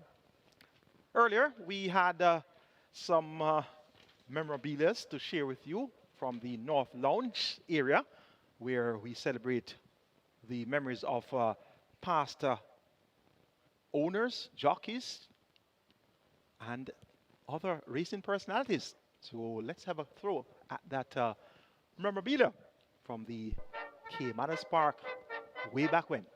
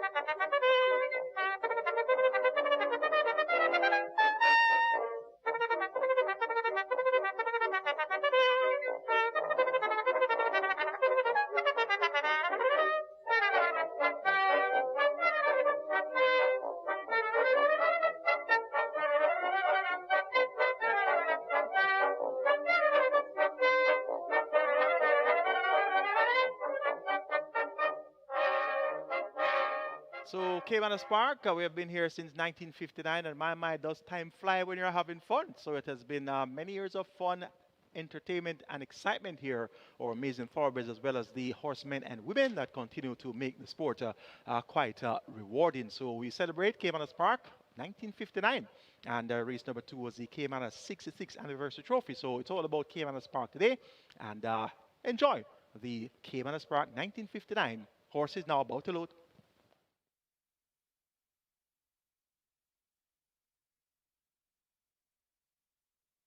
Horses loading, loading for the third. This is the Caymanas Park 1955. Almastilist, Star Quest, already in. Nearly 4.5 million in the early 5-star. Bossman joins at 3. A Perfect Affair led to gate 5. Goes in. Quantum Star will complete the line. Very attractive early 5-star pool. It's a mandatory payout today. We're paying out everything as Quantum Star takes up pole position 6. 1 mile the trip, and we're ready for race number 3. They're off on racing. Rushing down in the middle. That is Bossman right against the fence. That's a Star Quest.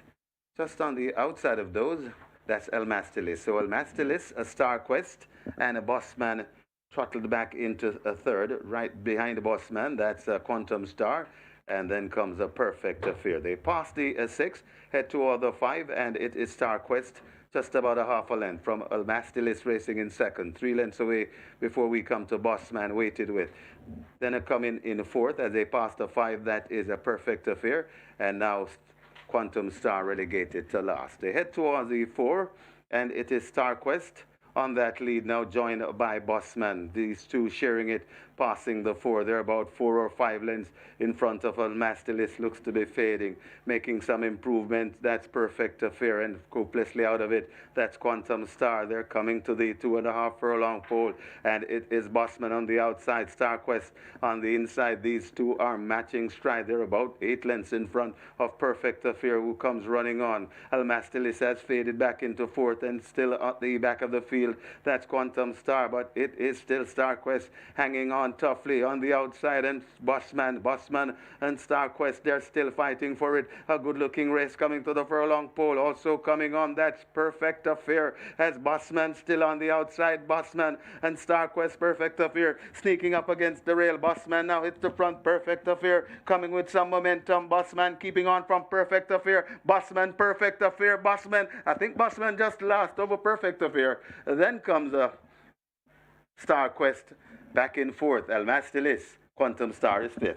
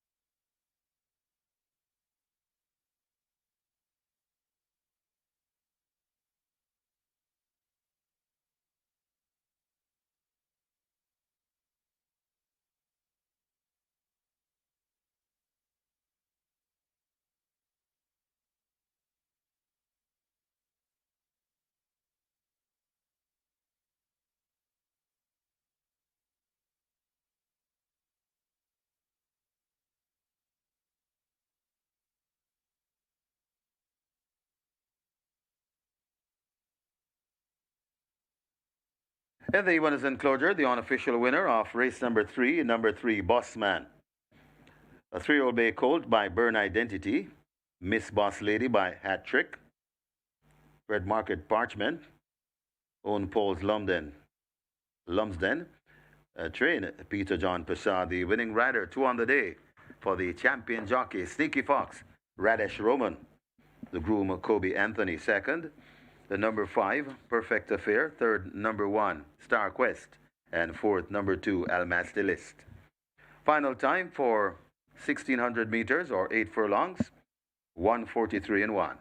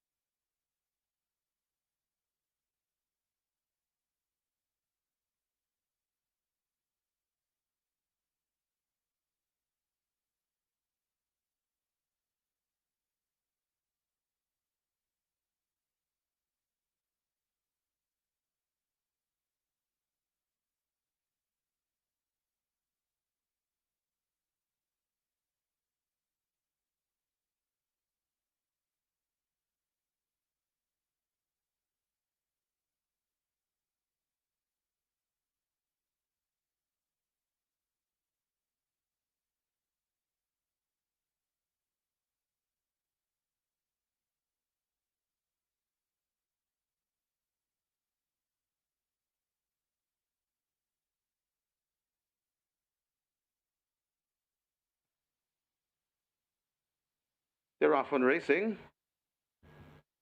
Ushing down in the middle, that is Bossman right against the fence.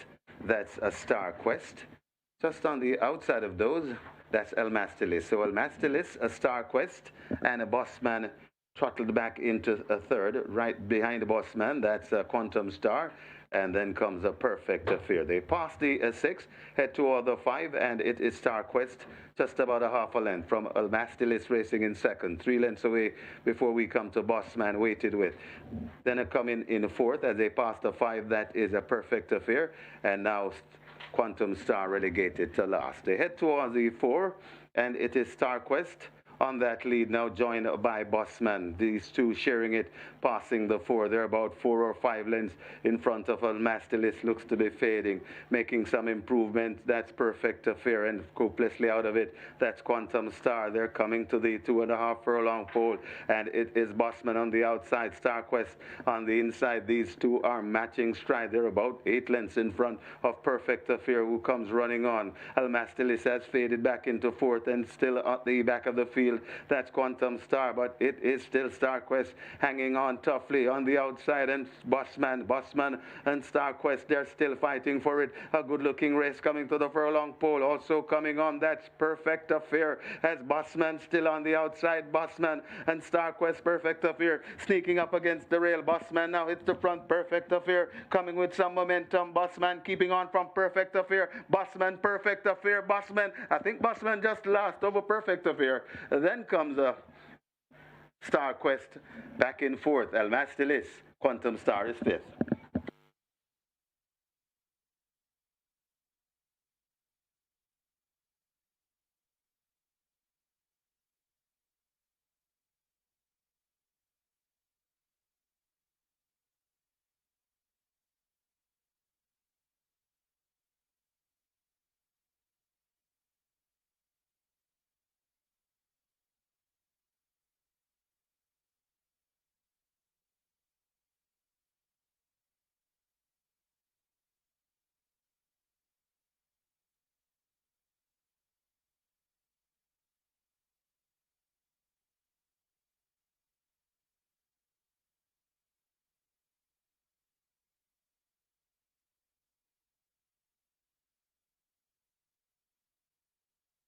Results of race number 3 now official. You may cash your tickets. Horses to the testing barn, 1 and 3. 1 Star Quest, 3 Bossman to the testing barn. The splits, 24 flat, 48 flat. 114 to final time for 8 furlongs, 143 and 1. The margins, a half by 5.5.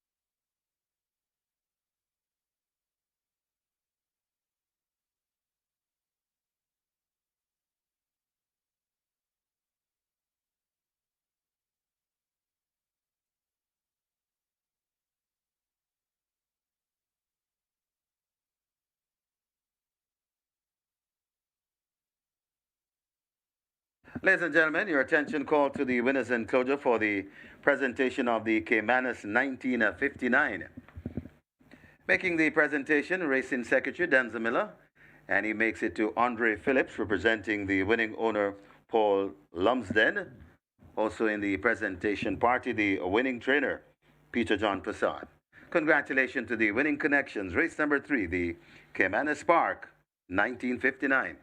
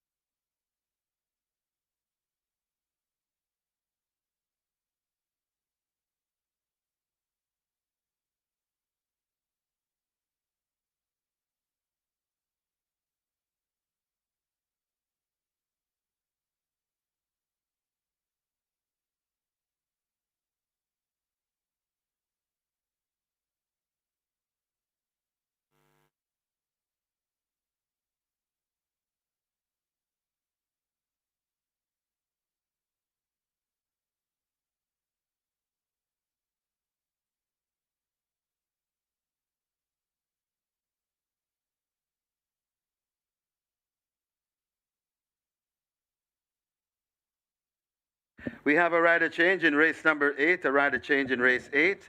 Race 8, number 1, a Sparkling Fire. Make the rider Emilio McLean. Emilio McLean rides the number 1, Sparkling Fire in race number 8.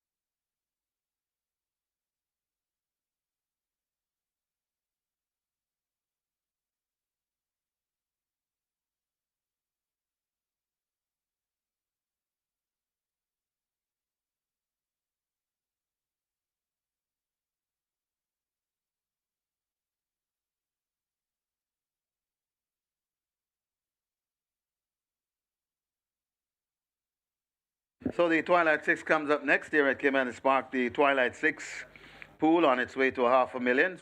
For any reason you got knocked out of the Reggae 6, a chance to get right back in the game in the Twilight 6, still alive in the Reggae 6. Why not try to take down the two pick sixes? And later on over at Simulcast, we have good news for the Charlestown players and everybody else. Mandatory payout on the pick 4 at Charlestown. It's a mandatory payout later on the pick 4 at Charlestown, and we're expecting a massive pool as usual.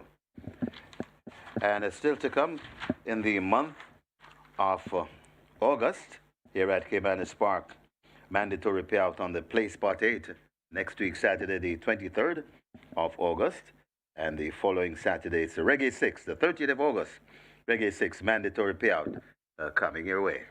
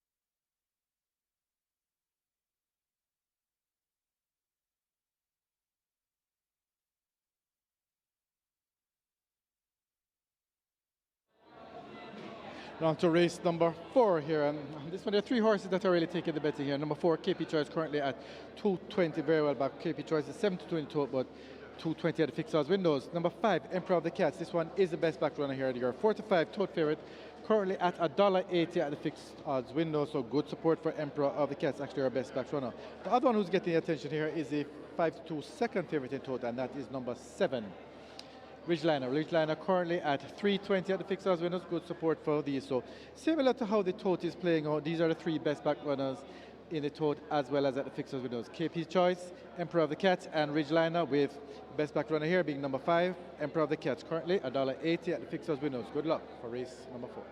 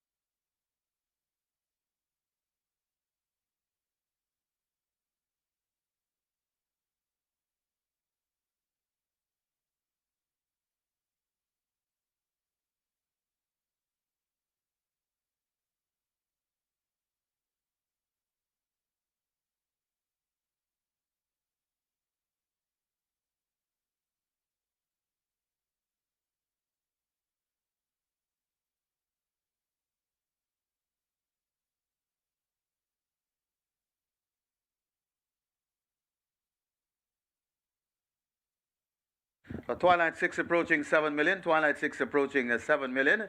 And we now have the riders up, so the runners will take the track shortly. Hurry and place your bets. Twilight 6 approaching $7 million.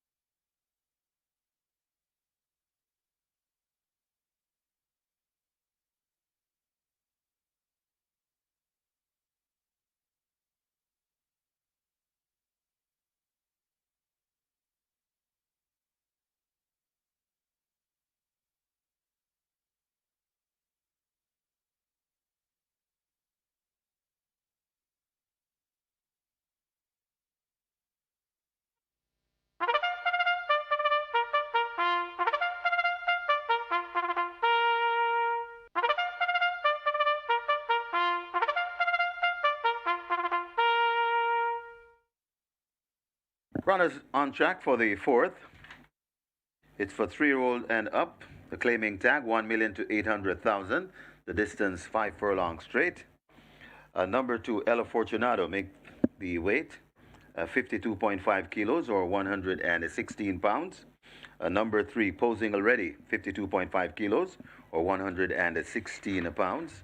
And number 7, Ridgeliner, 51.5 kilos or 114 pounds. Wagering offered on double exacta quinella, trifecta, superfecta. The Twilight 6 begins there, and it's all the rage. It's approaching $7 million, and a nice rolling triple to boot. That's approaching $500,000. Make your wagers as the runners head to post.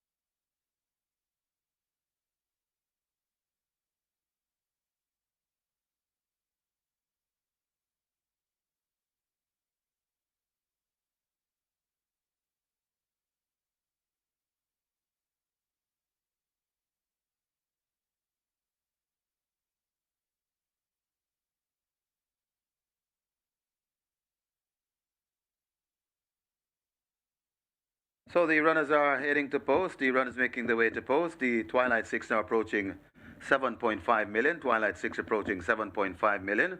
Rolling triple on its way to 600,000.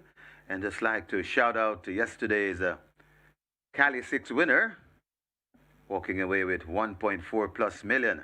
Mandatory payout at Del Mar yesterday. The payout 1.4 million. Congratulations to the spotter of the Cali 6 from Del Mar.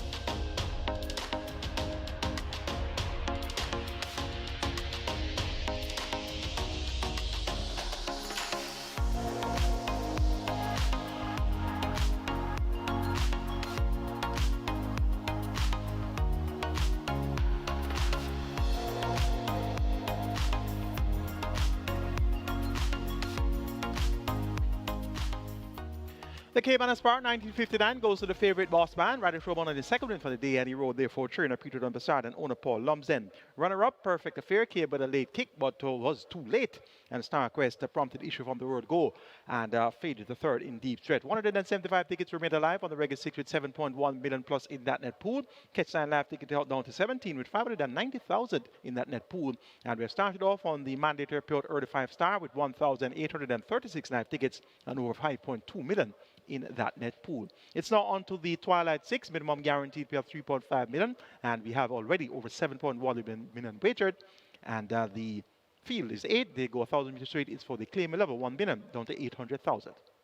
Top selection goes to number 5, the Inform Emperor of the Cats, going for 4 in a row, now trained by Oni Markland, the Sweetie Man, owned by Janet Nigeria Trick, and being ridden by Tyrese Anderson. 3 to 5 the price there for Emperor of the Cats, and he looked sharp and ready coming out onto the track. Number 4 is KP Charge, run up last time out behind the Emperor of the Cats, has exchanged beatings with the Emperor of the Cats in recent months. So a rematch here, interesting rematch. Both now report from different barns. KP Charge now trained by Patrick Lynch and apprentice Shade Martin.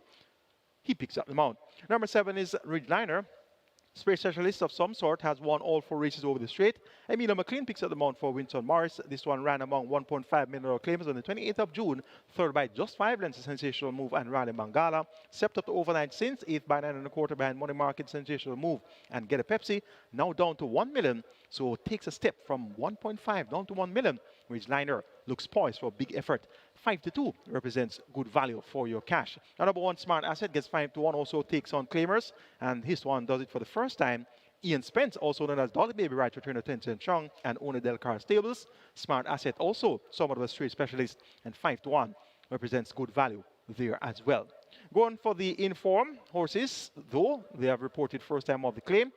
Emperor of the Cats number 5 over number 4, KB Charge, but if they don't deliver, look no further than Ridgeliner and Smart Asset. So 5-4-7-1 here in race number 4. Twilight 6 pool 7.5 million and climbing, and a triple is at 550,000 and climbing.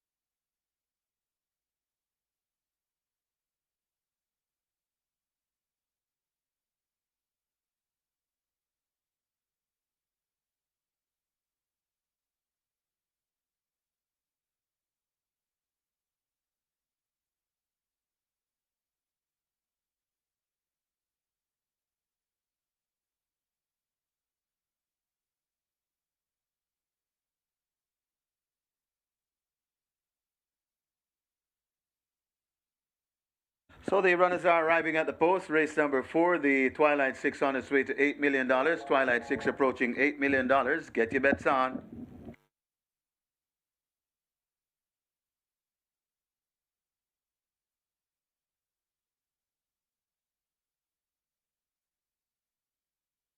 We now have a very late scratch, number 4 KP Choice. A very late scratch, scratched on the advice of the vet. So scratch number 4 KP Choice, scratched on the advice of the vet.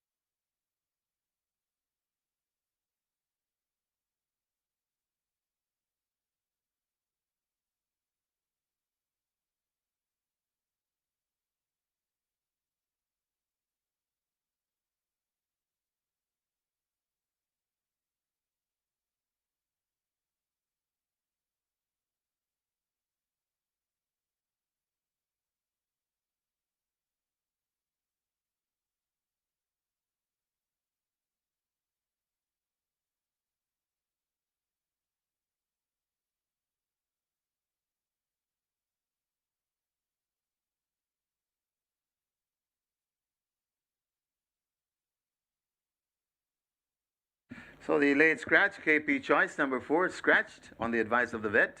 And we have a firm favorite in horse number 5, Emperor of the Cats, at 2-5. Nearly $8 million in your Twilight 6. And they've closed up the front of the gate, so that therefore means the loading up is about to start. Ridgeliner at 2-1. The second choice. You get 4-1 on Smart Asset coming from the 1 draw. Get your bets on. Loading up about to start. Hurry to the windows and place your bets.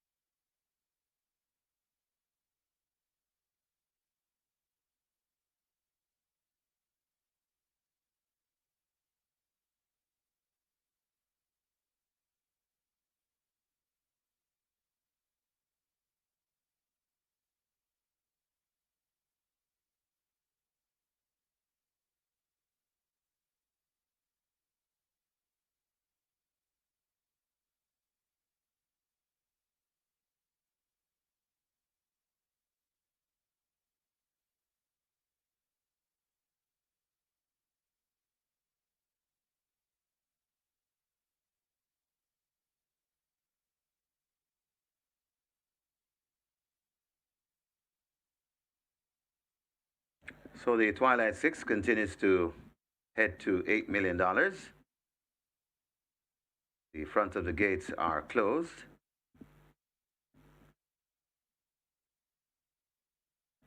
Loading up about to start. 3-5 on Emperor of the Cats. That's horse number 5. 9-5 Ridgeliner.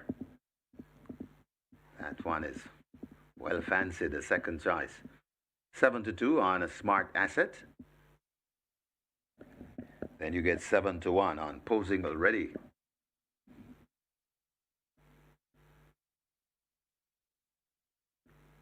And double digits odds for the rest. Going past $8 million in the Twilight 6 as El Afortunado, the first one to come forward to gate 2. El Afortunado goes in. Horses loading. Loading for the 4th. Posing Already. Now at 8-1. Loads at 3.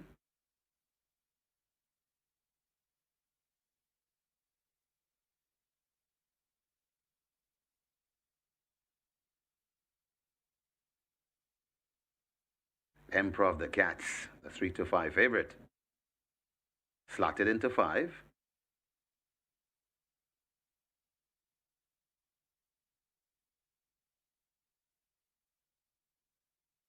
A Great Wayne in at 8.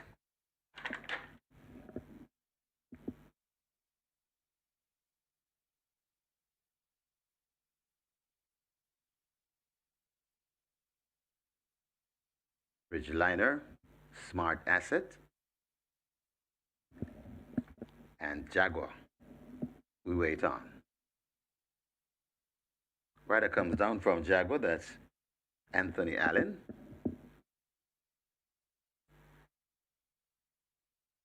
Jaguar goes in, the rider will climb aboard, and we're down to 2. 2 to load.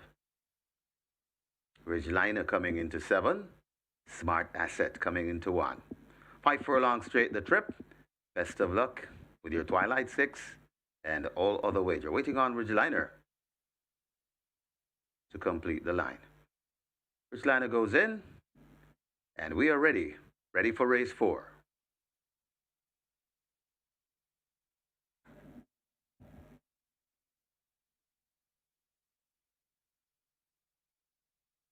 Starter holding them. And now he's ready. Ready for a start. They're off and racing. Breaking smart in the middle, posing already. Ridgeliner is on the premises early.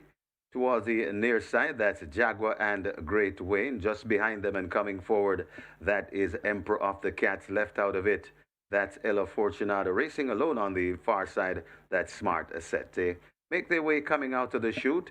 And it is now Emperor of the Cats coupling up nicely along with Ridgeliner. These two are fighting for it. Ridgeliner narrowly from Emperor of the Cats as they come out of the chute, coming to the furlong and a half pole. It's Ridgeliner going across Emperor of the Cats. Ridgeliner in front. Emperor of the Cats will have to find about 3 or 4 lengths. Jaguar is also coming down the middle of the racetrack, but Ridgeliner is traveling strongly. Emperor of the Cats still has to find more. Ridgeliner in front. Emperor of the Cats coming once again. Ridgeliner in front. Emperor of the Cats. Ridgeliner begins to go away, and Ridgeliner and Emilio McLean landing the 4th. Emperor of the Cats is 2nd, running on for 3rd. That's Great Wayne. Back Jaguar back in 4th.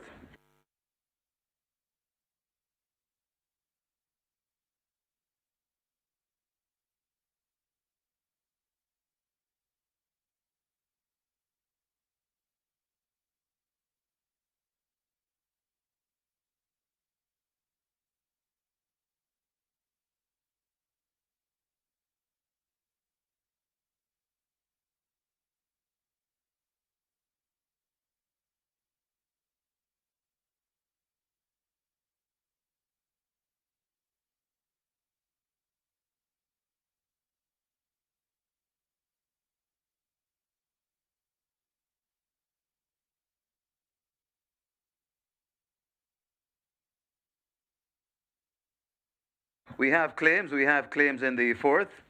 Number 1, Smart Asset. 2 claims are submitted. Oral Hayden claims Smart Asset for Carl Campbell. So Oral Hayden claims Smart Asset for Coral Campbell. Number 4, KP Choice. 3 claims submitted. Mikey Marlowe for New Blue Limited. That's number 4, KP Choice. Mikey Marlowe claims KP Choice for New Blue Limited. Number 5, Emperor of the Cats. 9 claims submitted. 1 void. Jason DaCosta for Carlton Watson. So Jason DaCosta claims Emperor of the Cats for Carlton Watson.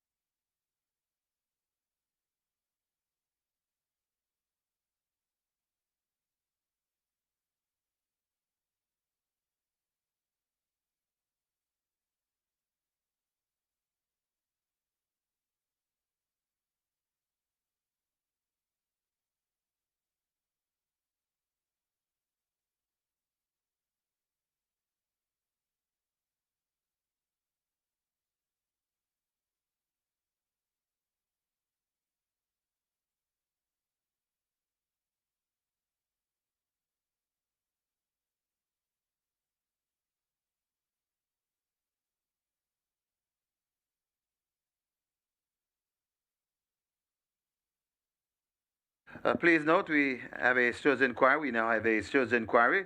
They're looking at the 500-meter point. Hold all tickets, please. Stewards inquiry.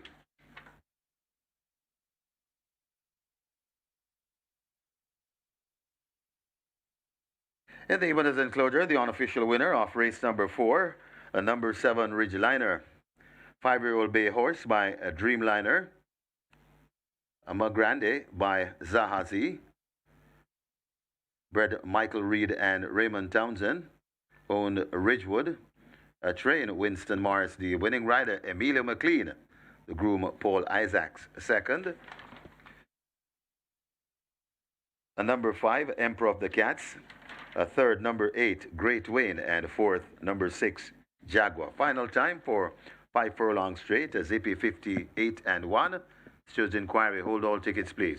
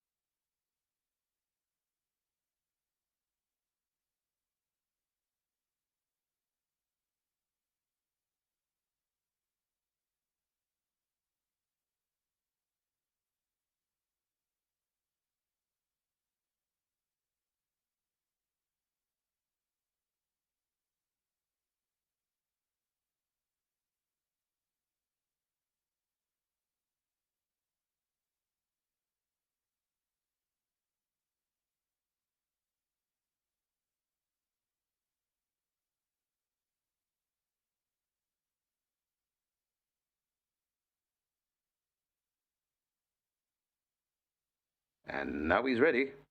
Ready for a start. They're off and racing. Breaking smart in the middle, posing already. Ridgeliner is on the premises early. Towards the near side, that's Jaguar and Great Wayne. Just behind them and coming forward, that is Emperor of the Cats. Left out of it, that's Ella Fortunata. Racing alone on the far side, that's Smart Asset. Make their way coming out to the chute, and it is now Emperor of the Cats coupling up nicely along with Ridgeliner. These two are fighting for it. Ridgeliner narrowly from Emperor of the Cats as they come out of the chute, coming to the furlong and a half pole. It's Ridgeliner going across Emperor of the Cats. Ridgeliner in front. Emperor of the Cats will have to find about 3 or 4 lengths. Jaguar is also coming down the middle of the racetrack, but Ridgeliner is traveling strongly. Emperor of the Cats still has to find more. Ridgeliner in front. Emperor of the Cats coming once again. Ridgeliner in front. Emperor of the Cats. Ridgeliner begins to go away, and Ridgeliner and Emilio McLean landing the fourth. Emperor of the Cats is second, running on for third. That's Great Wayne. Back Jaguar back in fourth.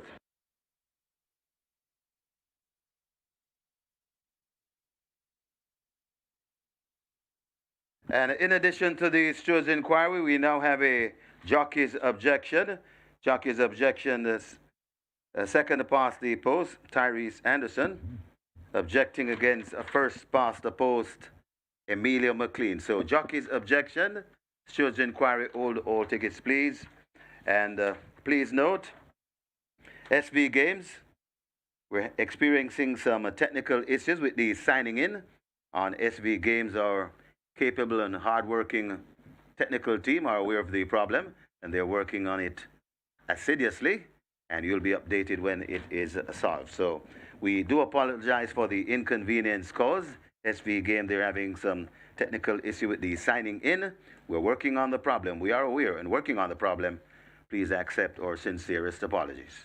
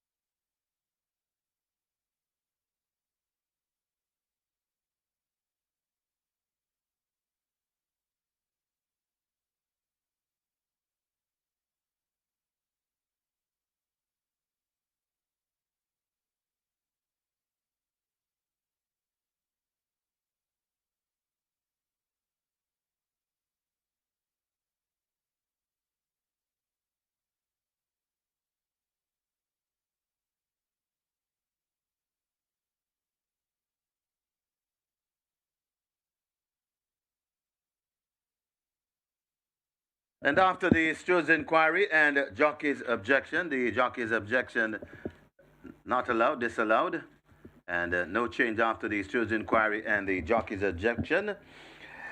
And you may cash your tickets. Race number 4, you may cash your tickets. Horses to the testing barn, 6 and 7. 6 Jaguar, 7 Ridgeliner to the testing barn. The splits, 23 flat, 45-2. The final time, 58 and 1. The margins, 4.5 by 3 1/4.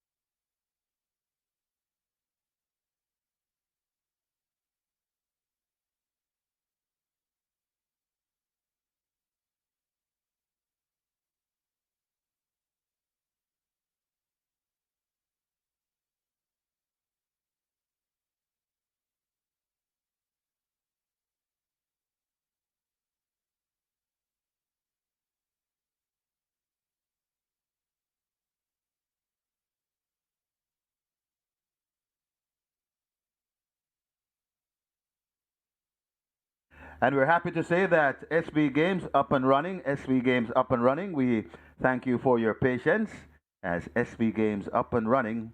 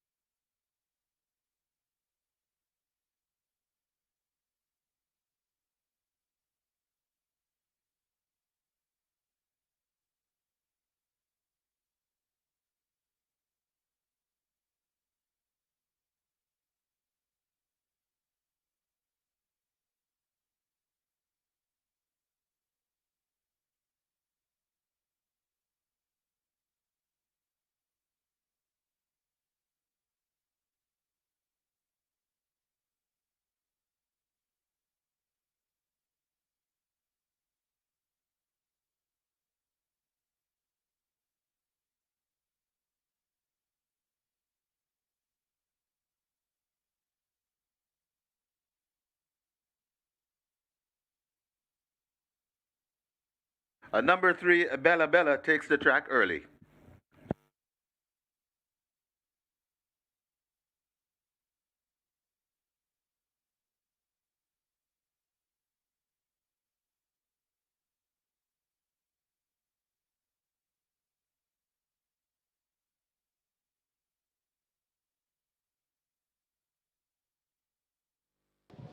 On to race number 5, and this one, very good betting race here.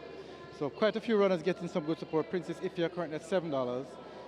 3, Bella Bella at $5. Number 5, Jack Daniel, a lot of money been coming on this one late, currently at $2.10. However, it is number 11, Electrode, open at $6, very well backed. Electrode, $6 into $2.50. Now this one is the actually best backed runner at the fixed odds windows. That's number 11, Electrode, currently at 5-1 in the total. But like No doubt about where the money is at the fixed odds winners. Number 11, Electrode, by far the best back runner at the fixed odds winners. But like I mentioned, there are some that are getting support too. Princess Ifya at 7, Bella Bella at 550, Jack Daniel, late money in on that one at 210. But 11, Electrode, best back runner for race number 5. Good luck.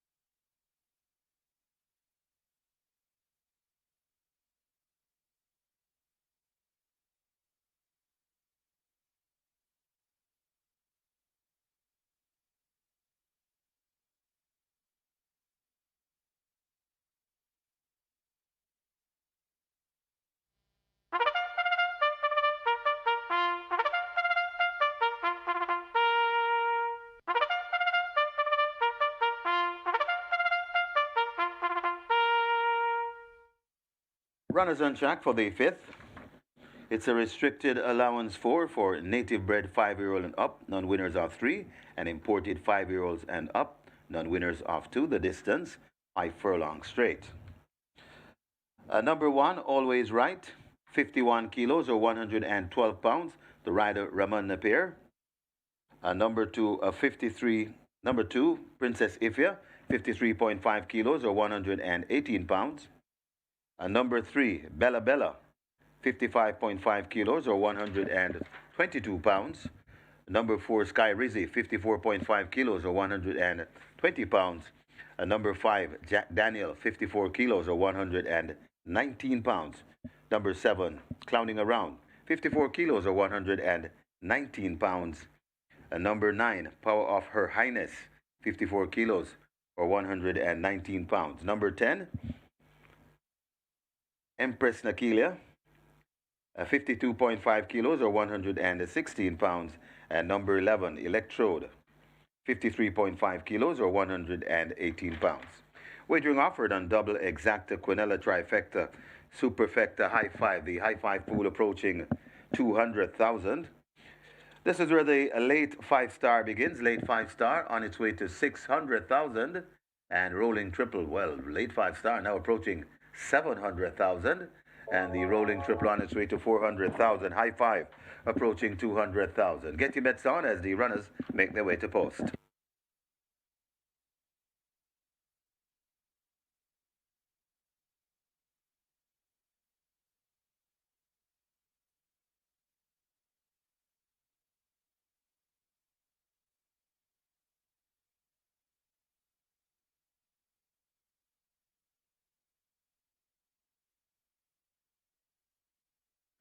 Going back to race 4, the claim on number 4, KP Choice.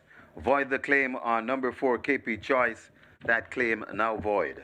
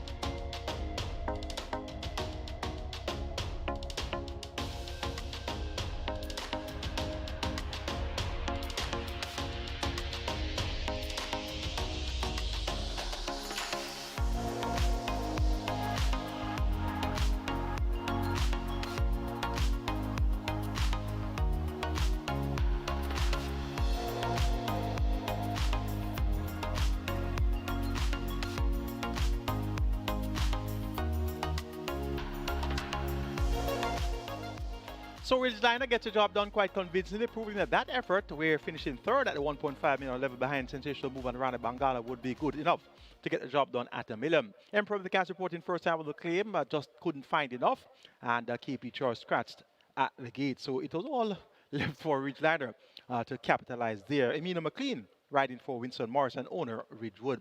Live ticket count on the Regular 6 coming into the second to last leg. 74. So you're looking at some big dividends already. 7.4 million plus in at 7.1 million plus in that net pool. And the 60X are live on the catch sign, over 590,000 in the net pool there. 887 tickets are going on the mandatory payout early 5-star with over 5.2 million in that net pool. And the Twilight 6 starts off with 1,244 live tickets and over 5.6 million in that net pool. It's now on to the start of the late five-star. So mandatory payout for the early five-star, late five-star minimum guaranteed payout, 300,000. A big field of 13 go 1,000 meters straight. This is a restricted allowance for native bred 5 years and up nuns of 3 and importees 5 years and up non-middles of 2. Number 4, Sky Reezy gets 4 to 1 with the comeback kid Clive Lynch in the saddle for Turner Donovan Plummer. Showed good speed last time out, led for the first half mile in a 6.5 furlong contest before week into fourth by 11 3/4 length, but was second, going 5 straight on the 29th of June by a length and a half behind I'm Interested. A similar effort will see Sky Reezy being bang in contention throughout. Number 3, Bella Bella, second by a short head, 2 starter back going 4 furlong straight. That was on the 26th of April, beaten by Best Daughter-in-Law. The collections have opted for Philip Partridge going overweight, 51.5 kilos. The allotted weight, and they declared 55 kilos, so must be confident in the chances of Bella Bella there. Number 9 is Power for Her Highness. This one gets 9 to 1. Dane Dawkins rides for Paul Charlton, more popularly known as Sleeper. Customer tongue tie figure 8 removed. Power for Her Highness gets a good price of 9 to 1. She can upset. Number 11 Electrode, a straight specialist, has run over the straight course 6 of 7 career starts, has won twice, and this one bred out of the traditional dam Electrifying, who throws multiple winners. So Electrode, soundness and issue has been deemed lame 4 of 7 career starts, but if sound enough and fit enough, he can very well show these the way home. Romario Spencer, more popularly known as Turtleback, picks up the mount for Turtle Lawrence Mantle. 9 to 2, now 5 to 1 in a new flash in the betting for Electrode, who has just as good a chance as any. Going here for number 4, Sky Reezy, taking a bet of number 3, Bella Bella, then 9, Power for Highness, and 11, Electrode. Late 5-star pool, 700,000 and climbing. It's now on to post. Best of luck.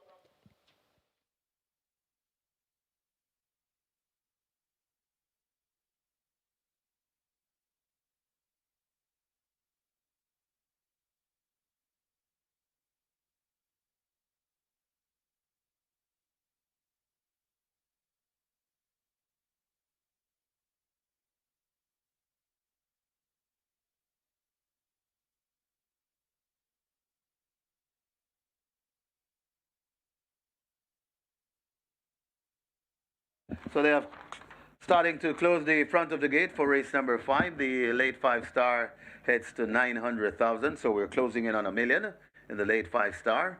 Rolling Triple on its way to 400,000, and we've just got getting past 200,000 in the high 5 pool. So the high 5 heading to 250,000. Get your bets on as they're closing up the front of the gates. The runners have arrived at the post. Get your bets on. Gotta hurry.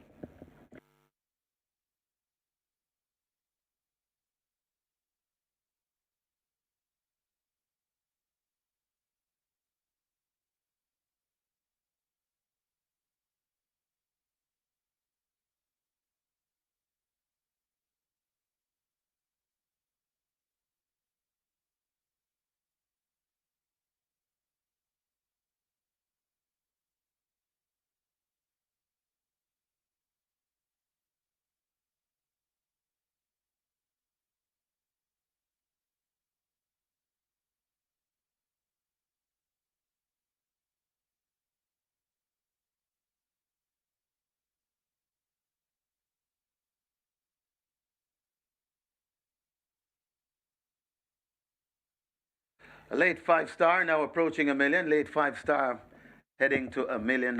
Get your bets on. And just like to point out that trainer Lawrence Fremantle, he's on 299 wins. So if Electrode wins today, he'll have another milestone. 300 winners. Let's wish him all the best. Get your bets on here in the 5th as the late 5-star hits to $1 million. Rolling Triple on its way to 400,000, nearly 250,000 in your high 5 pool. Got a wager now. They have closed up the front of the gates, and it looks as if the loading up has started. Get your bets on.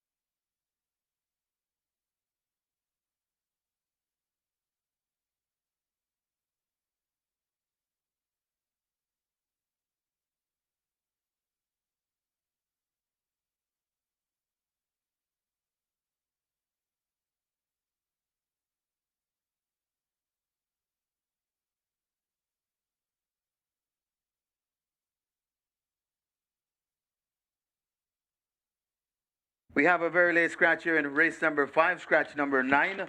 Number 9, Power of Her Highness. That one is lame. Scratched on the advice of the vet. So scratch number 9, Power of Her Highness. Scratched on the advice of the vet.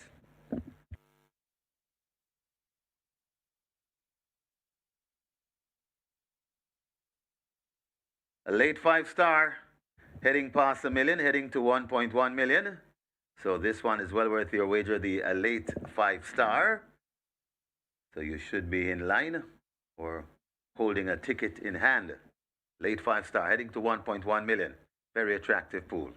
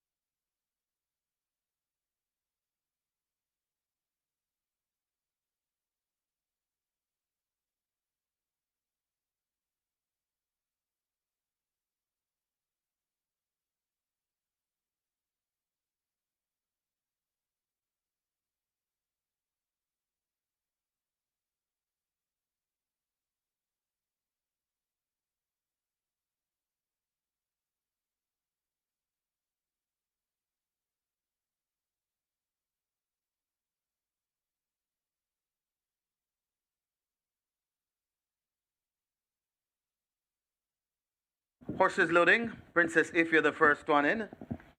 Joined by Sky Rizzy in gate 4. So horses loading.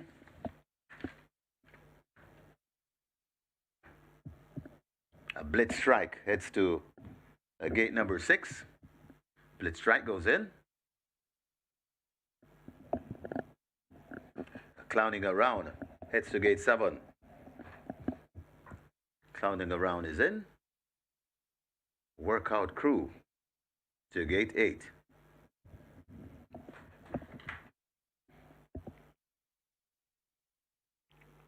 Workout Crew is in. They've opened gate 11. That's where Electrode will break from.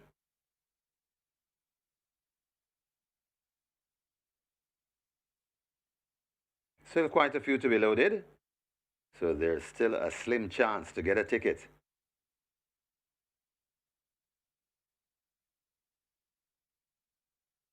Empress Nakilia loads at 10.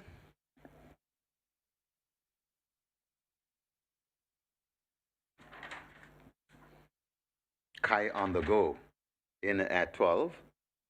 So loading a process will advance. Always right, slotted into 1.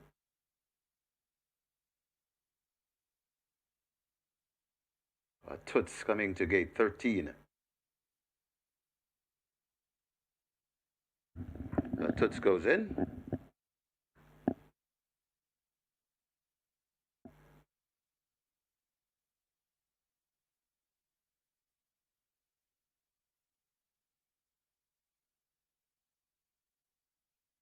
Waiting on Bella Bella. Jack Daniel, Electrode. Electrode in at 11. Romario Spencer will climb aboard. Jack Daniel, that's the one they work on. Bella Bella. It's to gate 3. Jack Daniel is in. Bella Bella, the final one. 5 furlongs straight the trip. Best of luck with all your wagers.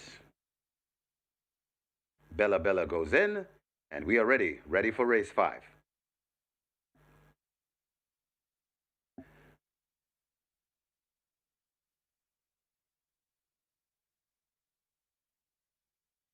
Ooh. Blitz Strike, acting up in gate 6. Looks to have settled once again.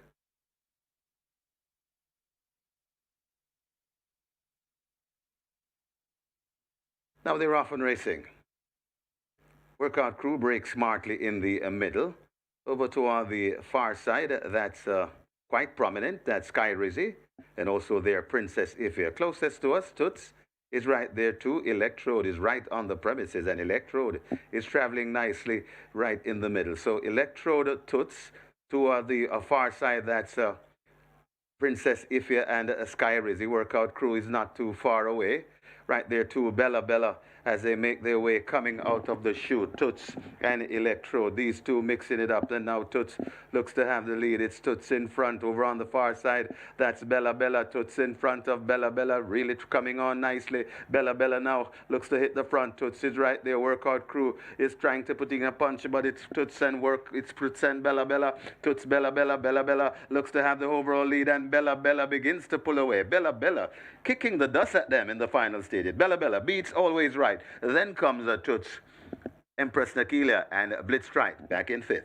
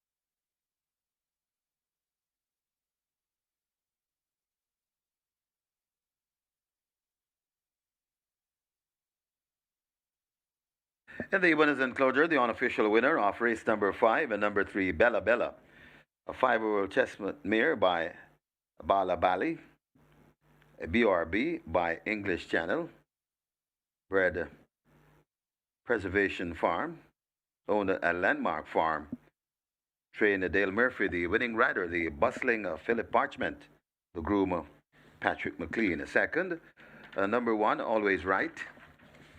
Third, number 13, Toots. Fourth, number 10, Empress Nakilia. And fifth, number 6, Blitz Strike. Final time for 5 furlong straight, 1 minute and 3/5.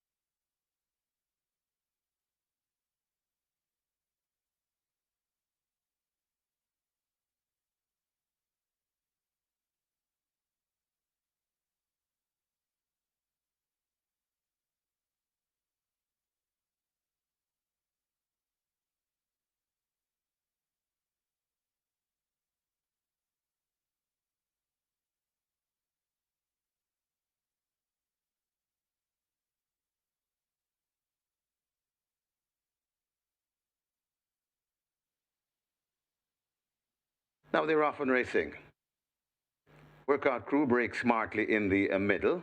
Over to the far side, that's quite prominent. That's Sky Rizzy, and also their Princess Ifia. Closest to us, Toots, is right there too. Electrode is right on the premises, and Electrode is traveling nicely right in the middle. So Electrode, Toots, to the far side, that's Princess Ifia and Sky Rizzy. Workout crew is not too far away. Right there too, Bella Bella, as they make their way coming out of the chute. Toots and Electro, these two mixing it up. And now Toots looks to have the lead. It's Toots in front over on the far side. That's Bella Bella. Toots in front of Bella Bella, really coming on nicely. Bella Bella now looks to hit the front. Toots is right there. Workout crew is trying to put in a punch, but it's Toots and it's Toots and Bella Bella. Toots, Bella Bella. Bella Bella looks to have the overall lead, and Bella Bella begins to pull away. Bella Bella kicking the dust at them in the final stage. Bella Bella beats Always Right. Then comes Toots, Empress Nakilia, and Blitz Strike back in fifth.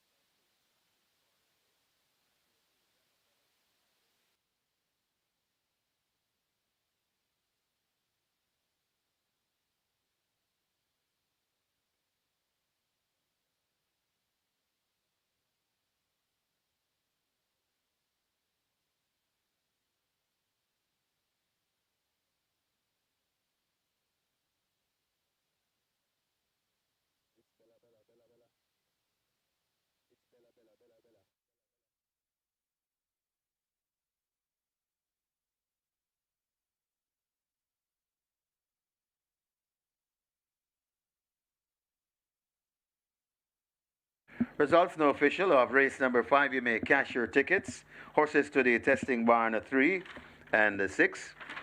3 Bella Bella and 6 Blitz Strike to the testing barn. We have 2 carryovers here in the race number 5, and both carryovers going to race 6. A superfecta carryover in excess 150 75,000, and your high five carryover nearly 100,000. We had a late scratch in number 9, Powerhofer Highness. The splits 24 flat, 47.3 final time for 5 furlong straight, 1 minute and 3/5. The margin 7 by a 1.5.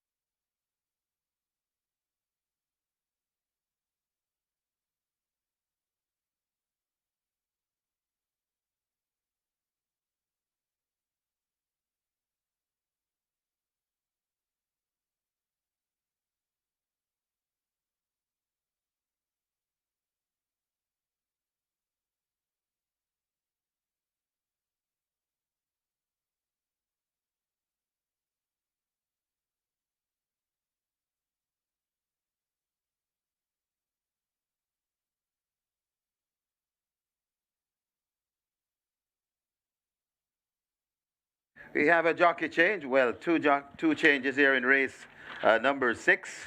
One early announced. Repeat that one. Race number 6, number 2, JJ the Striker make the rider Everett Clunis. Everett Clunis rides number 2, JJ the Striker. And earlier announced.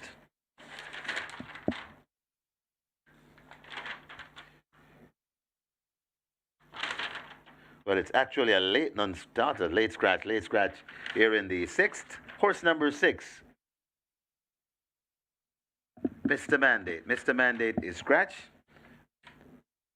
Horse number 2, now the mount of Everett Clunis. Everett Clunis rides number 2, JJ the Striker. Here in race number 6, this is where the strike 4 begins. Strike 4. Carry the jackpot bonus of the strike for nearly 700,000. We have 2 carryovers to tell you about. Superfecta carryover in excess 175,000 and a high 5 carryover nearly 100,000. Get your bets on here in race number 6 rather. This is where the strike 4 begins.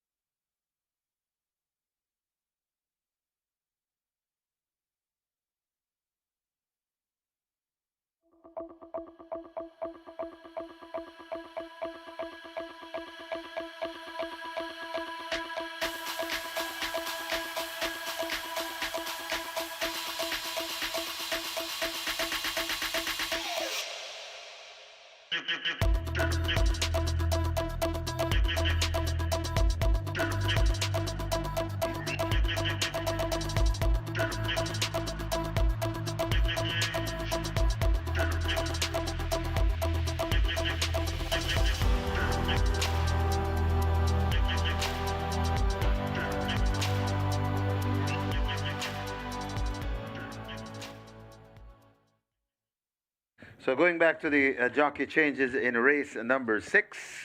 Number 2, make the rider Everett Clunis. Everett Clunis rides the 2 in race 6. That's JJ the Striker.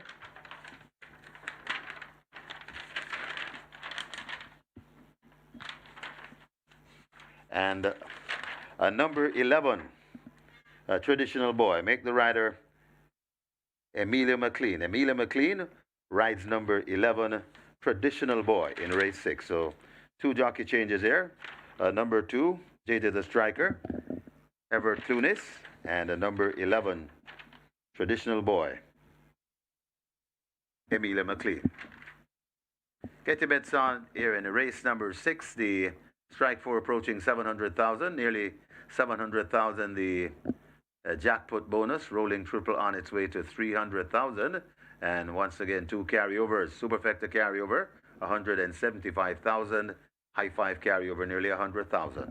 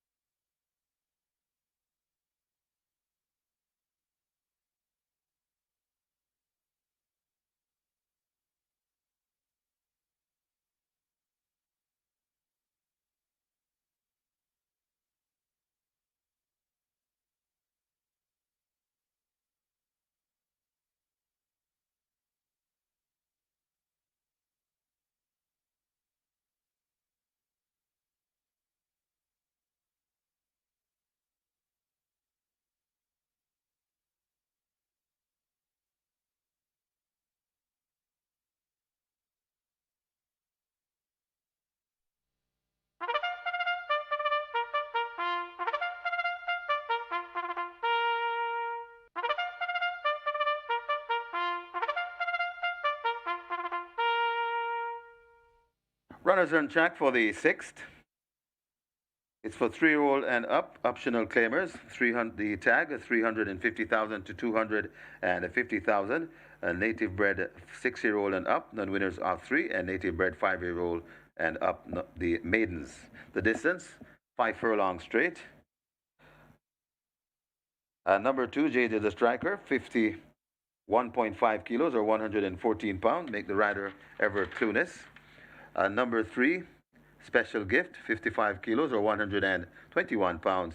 Number 4, Dancing in the Breeze, 53 kilos, 117 pounds. Number 5, Millennium Star, 55.5 kilos or 122 pounds. Scratch number 6, Mr. Mandate. Number 7, Little Grovey Thing, 53.5 kilos or 118 pounds. Number 8, The Gifted One, 53 kilos or 117 pounds. Number 9, Queen Zan, 54.5 kilos or 120 pounds. Number 11, Traditional Boy, 53 kilos or 117 pounds. The rider, Emilio McLean. Number 13, 53 kilos or 117 pounds. That's Small Boss. Number 13, Small Boss, 53 kilos, 117 pounds. Number 4, Shashamani Dance, 54 kilos or 119 pounds. Number 15, Io Primero, 53.5 kilos or 118 pounds. Wagering offered on double exacta quinella trifecta superfecta. Superfecta has a carryover in excess 175,000. The pool approaching 200,000. High five wagering as well. High five carryover in excess 99,000. The pool approaching 200,000. This is where the strike four begins. A strike four approaching 700,000. Jackpot bonus nearly 700,000. And the rolling triple on its way to 350,000. Get your bets on as the runners make their way to post.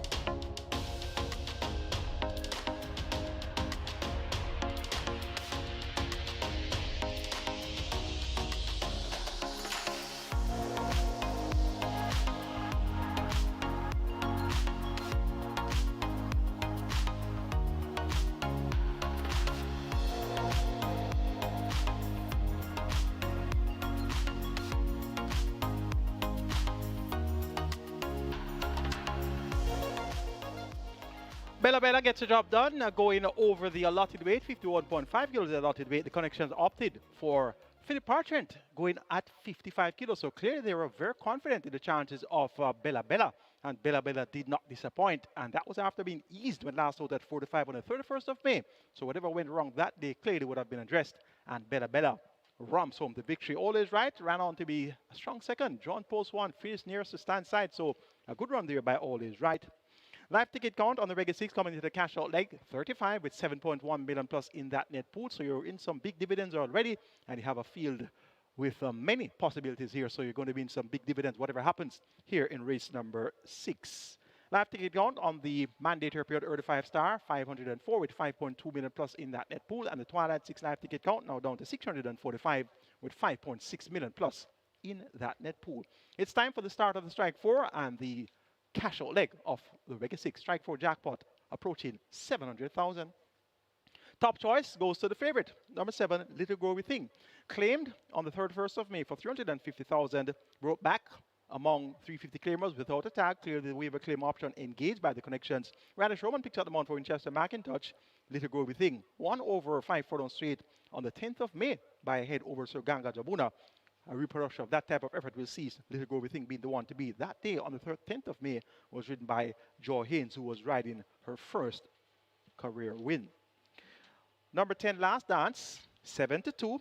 Shayna rides for Michael Marlowe, and the last time Last Dance won, she was ridden by Shayna. She has been a model of consistency, has been on the frame, 9 of her last 10 races, 2nd, 3rd, or 4th. So with Shayna at the helm once again, look for Last Dance to be right there come decision time. Number 1, Phonometer, not the best drawn, but has good potential. The comeback kid, Clive Lynch, rides for trainer Ryan Williams. Phonometer broke so last time out, going 4 furlong straight, and ran a brave race to be 3rd by 4 3/4. The Phenomenal One and the Gifted One. So look for Phonometer to be in the thick of things throughout. Number 3, Special Gift, 8-1, claimed on the 8th of February for 500,000. Has been away for all of 8 months, comes back on a 350 tag. So clearly things have not gone the way connections expected, because you don't claim a horse of 500,000 and not start that horse for 8 months. So questions abound here about the well-being of Special Gift. But his form lines are quite rich indeed. So now down to 350, has absolutely nothing to fear here. So once he is fit and sound enough, he could very well show these the way home. 8-1. Looks quite attractive as well. Anthony Allen rides for trainer Gary Griffiths and owner Gregory Stewart. Interesting looking 6th event to start the Strike 4. Make it 7, 10, 1, and 3. Little Groovy Thing, just over Last Dance. Then Phonometer and Special Gift. Strike 4 pool 900,000, and your triple is at 300,000. Get your bets on now, and best of luck.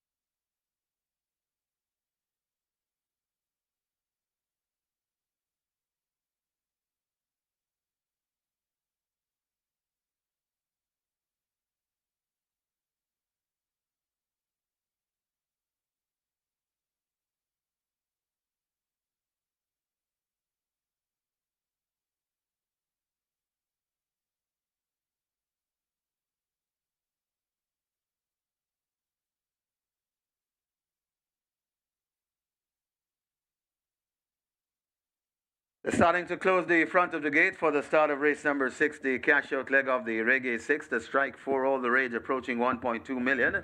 Jackpot bonus nearly 700,000, rolling triple on its way to 400,000. Superfecta approaching 550,000 with a carryover 175,000, and your high five approaching 400,000 with a carryover nearly 100,000. They're closing up the front of the gate for the start of race number 6.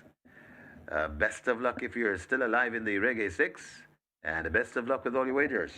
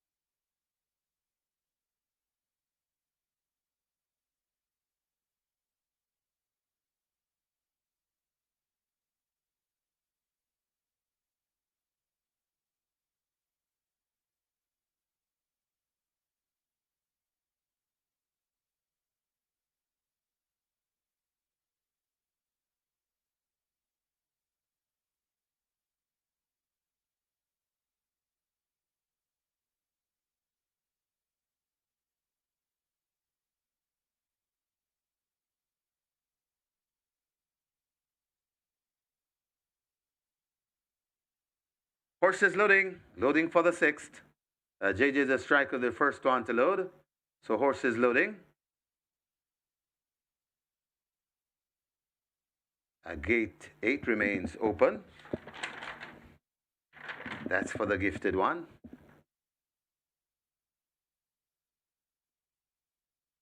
Very attractive strike 4 pool. Dancing in the breeze into 4.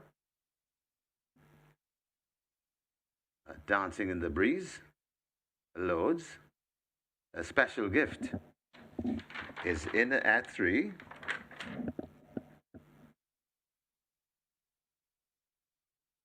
Millennium Star in at 5.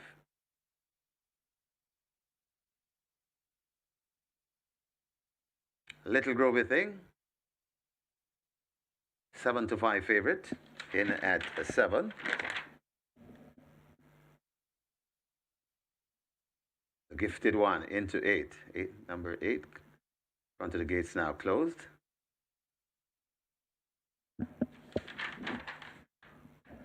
A traditional boy in at 11.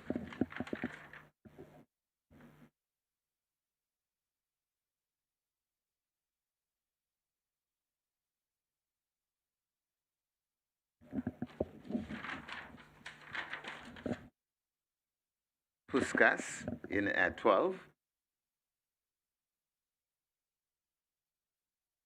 Io Primero in at 14. Shashimani Dance. Well, Io Primero at 15. Shashimani Dance at 14. Small Boss in at 13. So loading up, almost completed. Phonometer in at 1. And the last dance is the last one to load. 5 furlongs straight the trip. Waiting on last dance to complete the line.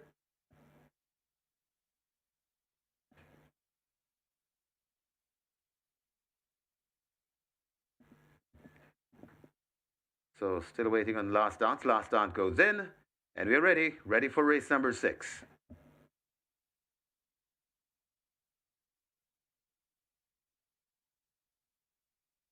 Phonometer misbehaving in gate 1. Settled once again. Now they're off and racing. Traditional boy gets a flyer in the middle of the racetrack. Also in the middle, that's Little Grovey Thing. Right there too, that is a Millennium Star. And a Phonometer attacking across and is right up with the front 10.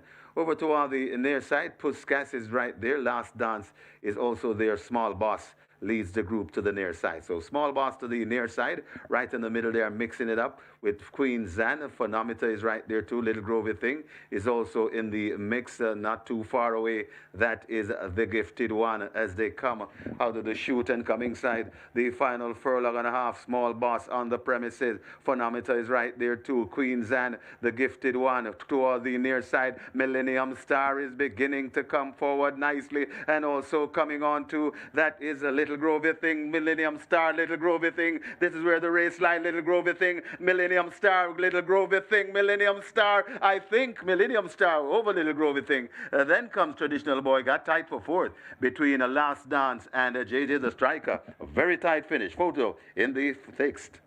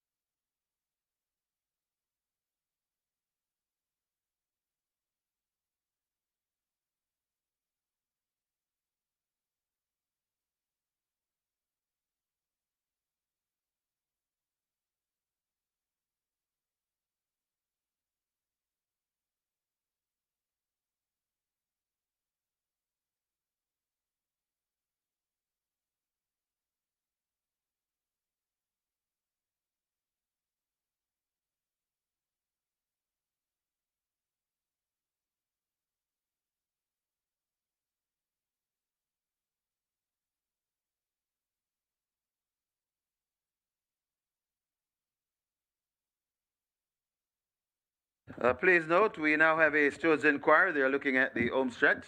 Stewards Inquiry, hold all tickets, please. Stewards Inquiry, we have a claim. We have a claim here in the sixth.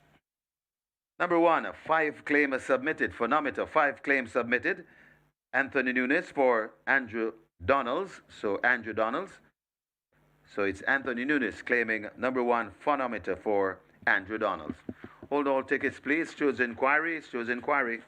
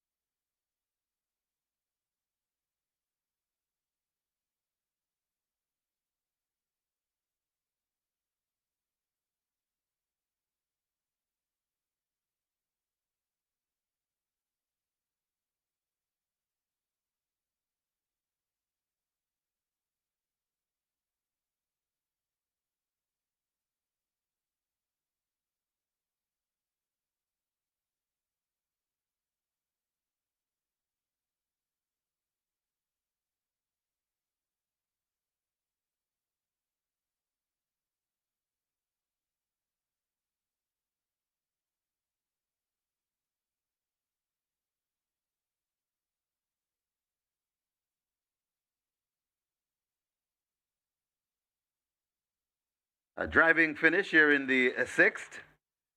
In the winners enclosure, the unofficial winner of race number 6, number 5, Millennium Star, a 6-year-old bay mare by Stormcroft, Running Star by Deputy Glitters, bred Dean Jackson, owned and trained Courtney Williams. It's the second on the card for the bustling Phil Parchment, and he had to work hard for it. Congratulations to Phil Parchment on his double. The winning groom, Pascal Pennant. Second, number 7, Little Groovy Thing. Third, number 11, Traditional Boy. Fourth, number 10, Last Dance. And fifth, number 2, JJ the Striker. Final time for 5 furlongs straight. 102 and 1. Stewards inquiry, hold all tickets, please. Stewards inquiry.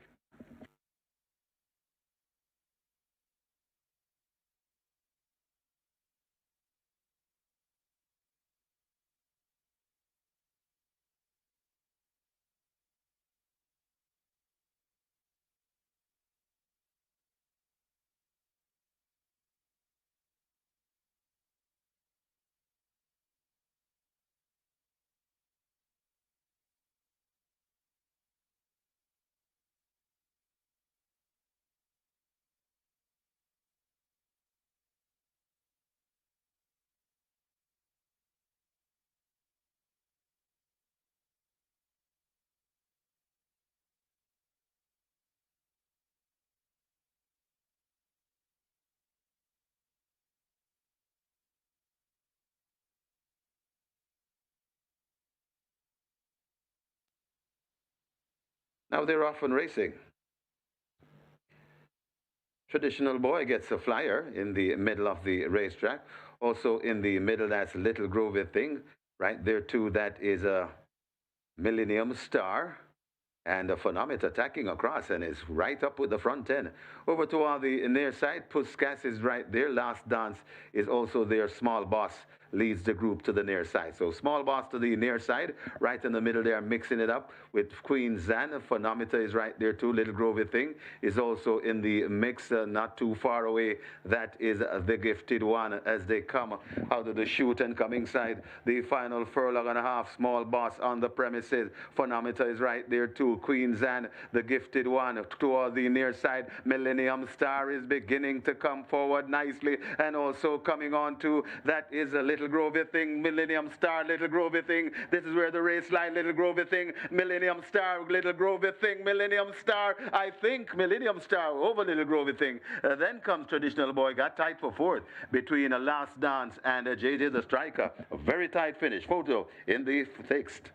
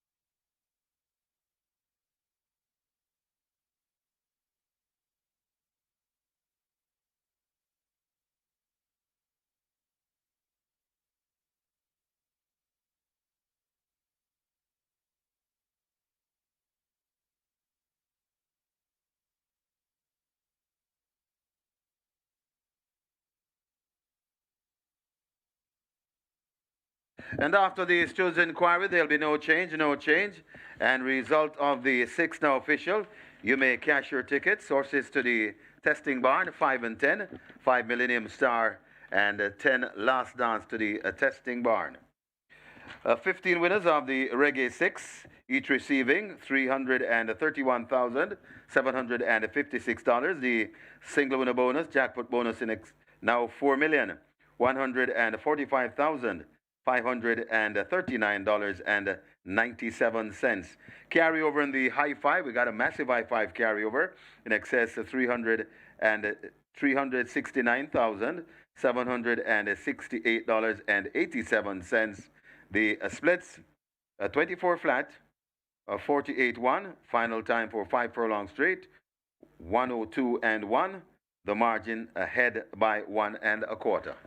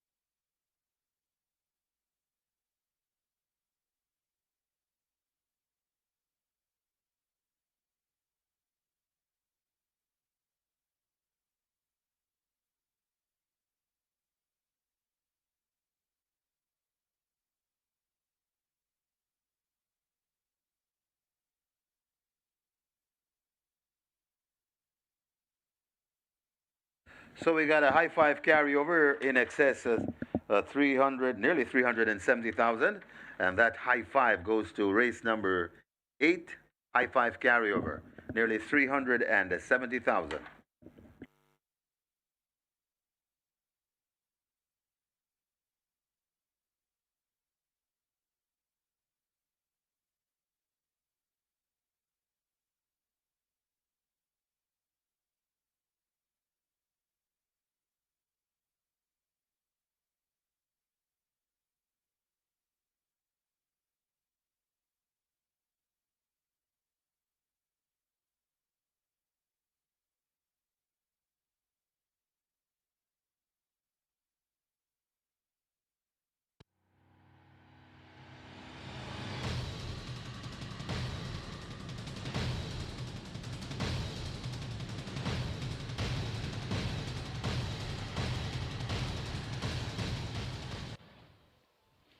So the man of the moment, Philip Parchment, more popular known as Parchy, the president of the Jamaica Jockeys Guild, takes a double. Races 5 and 6. He had a win in race number 5 with Bella Bella, very convincing victory at 5-2, and gets a nice price horse in here, Millennium Star 9-1, and that upset the apple cart on the cash out leg of the Reggae 6 and start of the Strike 4. Let's all take a look at the closing stages of our Reggae 6 races. But Hail the Queen is still repelling them, coming to the half a furlong pole. It's Hail the Queen in front of Wicked Cats is still there fighting, and Hail the Queen, what a ride from the Cardenas. Hail the Queen begins to go away once again. Hail the Queen by about 5 lengths. Wicked Cats, he could be second over Crown Chaser, got tight for fourth, either Train of Thought or King Pie. They're at the top of the lane. Rocket Fire Seb not being asked yet to do anything, but is still traveling nicely, about 8 or 10 lengths. And this could be all over. They could be chasing for the minor placing. Coming down on the rail, that is Fearless Mission, but Rocket Fire Seb is still under a stroll. Coming to the half a furlong pole. Rocket Fire Seb is clearly in a different zone. Rocket Fire Seb, double digits, beating Fearless Mission. Then comes Riches to Rags. Back and forth, that's Lockdown, and just trotting in Miss Grove.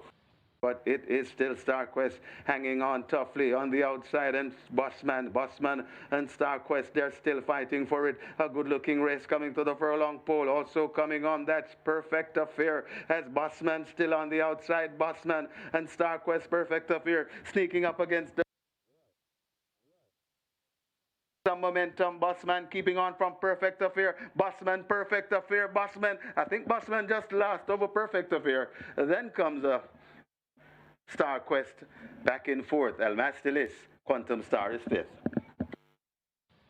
As they come out of the chute, coming to the furlong and a half pole, it's Ridgeliner going across Emperor of the Cats. Ridgeliner in front. Emperor of the Cats will have to find about 3 or 4 lengths. Jaguar is also coming down the middle of the racetrack, but Ridgeliner is traveling strongly. Emperor of the Cats still has to find more. Ridgeliner in front. Emperor of the Cats coming once again. Ridgeliner in front. Emperor of the Cats. Ridgeliner begins to go away, and Ridgeliner and Emilio McLean landing the fourth.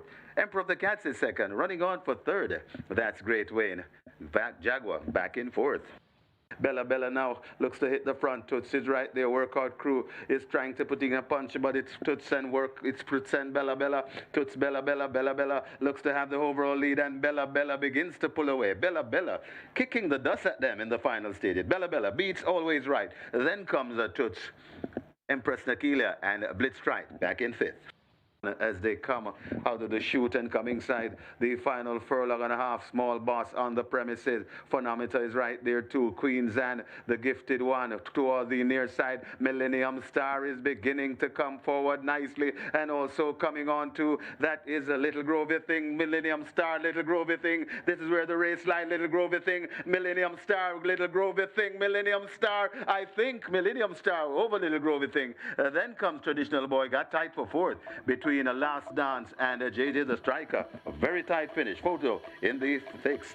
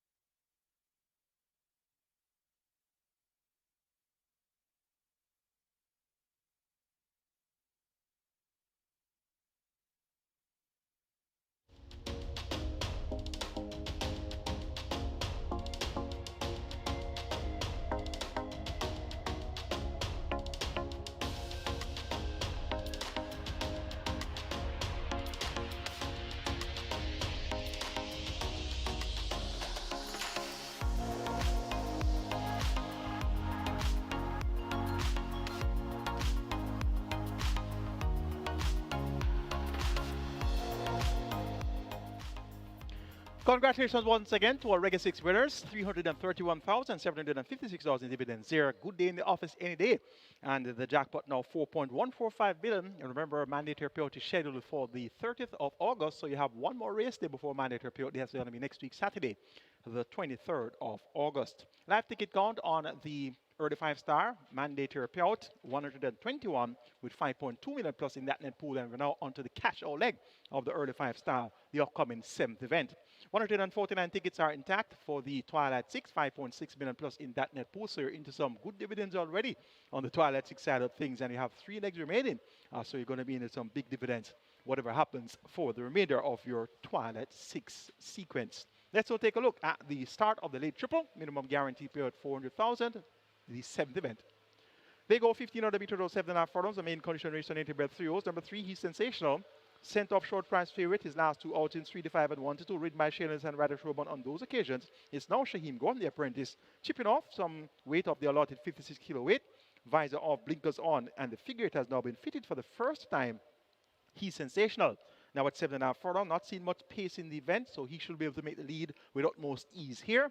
And once he's able to rate kindly for the apprentice, I'm expecting he's sensational to show these the way home. Number 5, Mineola, should be coming on from off the pace. This one has been a source of disappointment, sent off 6-5, 8-5, 2 of the last 4 races. So she's at 7-2 today. Let's hope that she can put together another run, another decent enough effort. Number 7, You're My Sweetie.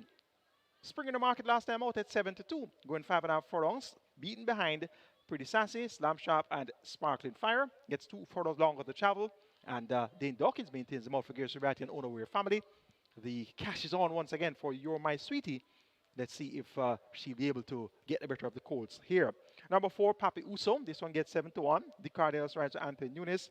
And this one had a mishap last time out where the jockey fell soon after the start. So once everything is intact, we should see Papi Uso being prominent throughout as well. Big price there of 7-1. The Cardinals already has an upset win. That was in race 1 with Hail the Queen at 21-1. So he's looking for a spanking double now at 8-1 in a new flash in the betting is Papi Uso. Make it 3, 5, 7, and 4. My order of preference here for race number 7. He's sensational to make it a gate to high performance over Mineola, You're My Sweetie, and Papi Uso. Late triple, 850,000 and climbing. You have limited wagering time remaining. Best of luck.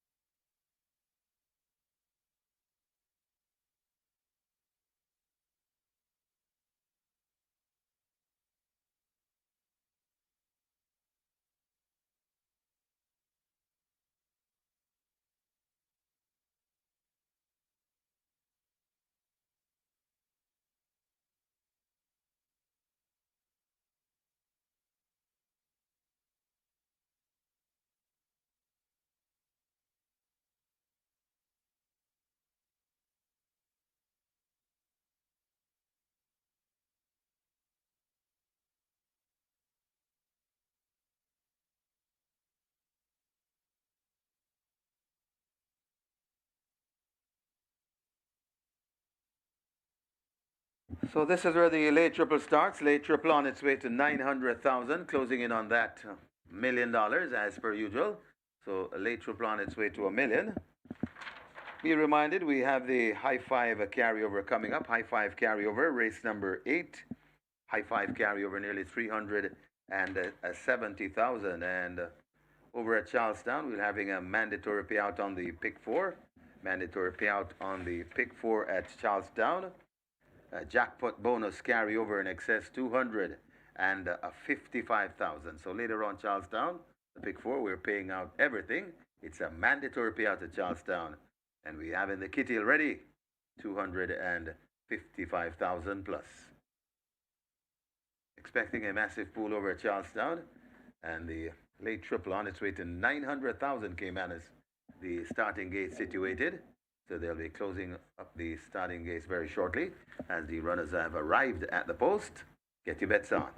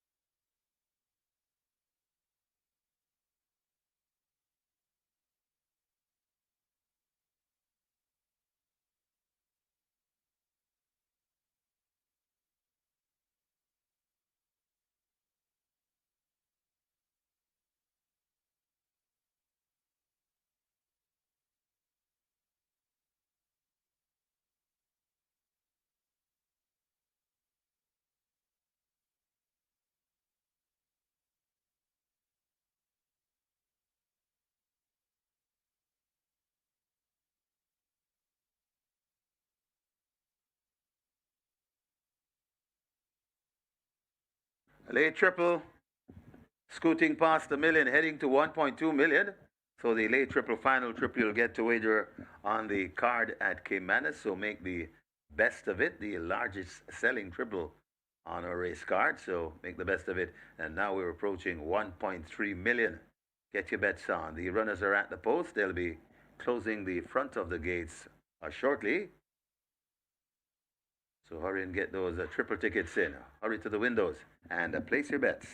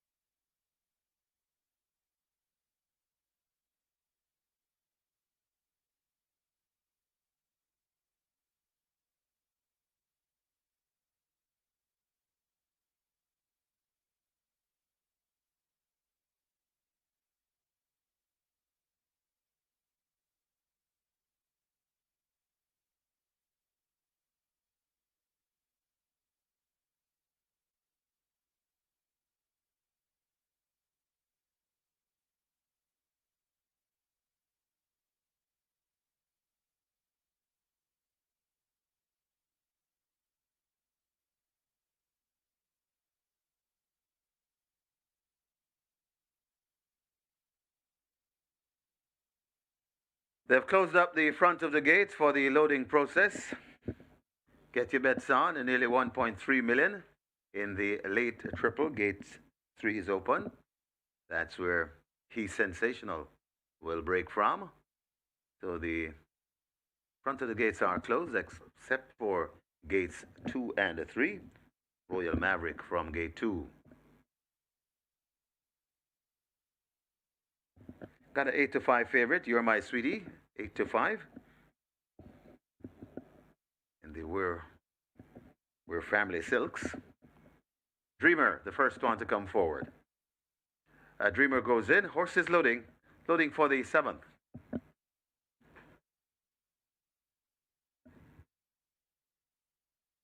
He's Sensational. Coming forward without the rider. That's Shaheem Gordon. He's Sensational goes in. Rider climbs aboard. 7.5 furlong the trip. A late triple now approaching 1.4 million. Papi Uso lining up for 4, gate 4.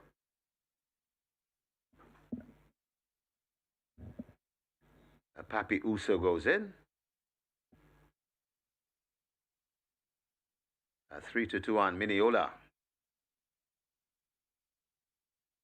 Now assuming favoritism. You're My Sweetie at 2-1. Prince Ogilvy to gate 6.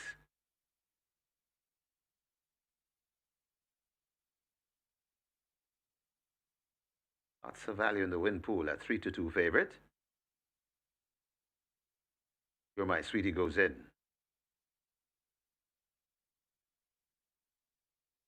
Chasing My Dream. Going up to gate 8. And Royal Maverick will be the final one. 7-2 on Royal Maverick. Radish, the Sneaky Fox Romany, looks for 3 on the day. Has 2 already. Royal Maverick coming into 2. Royal Maverick is in. And we have a line. Ready for race number 7. 7.5 furlong the trip. Starter Michael Sims is ready. And there's one giving some problem. Settled once again. Starter is ready.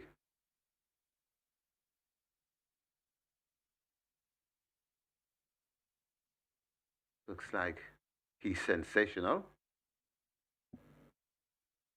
Backed out of gate 3.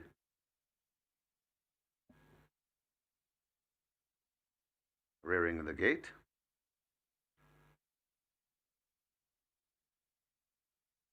Expected by the vet.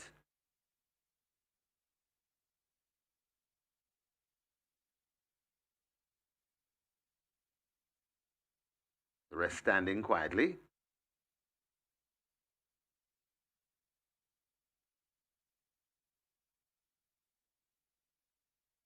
He's sensational. Heads back to gate 3. Up and in. And this is take 2 of race number 7, the start.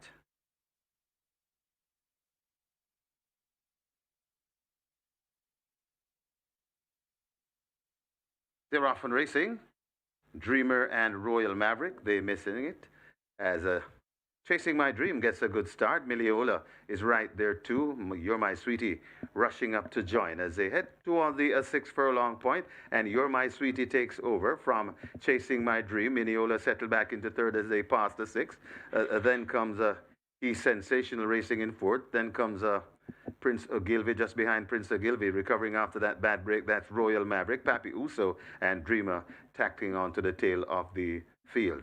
They head toward the 4, and it's You're My Sweetie, bouncing easily on about a length and a piece lead from racing in second. That's Miniola. Rushing down into third, that's He's Sensational.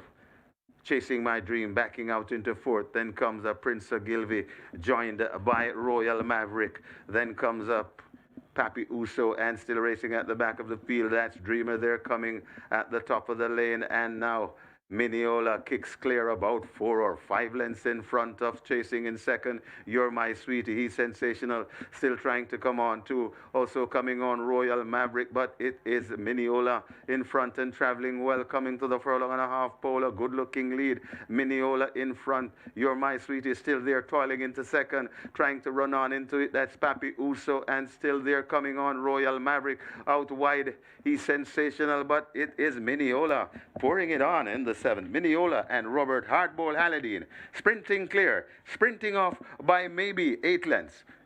Miniola beats Papi Uso. Then comes He's Sensational, Royal Maverick back in fourth.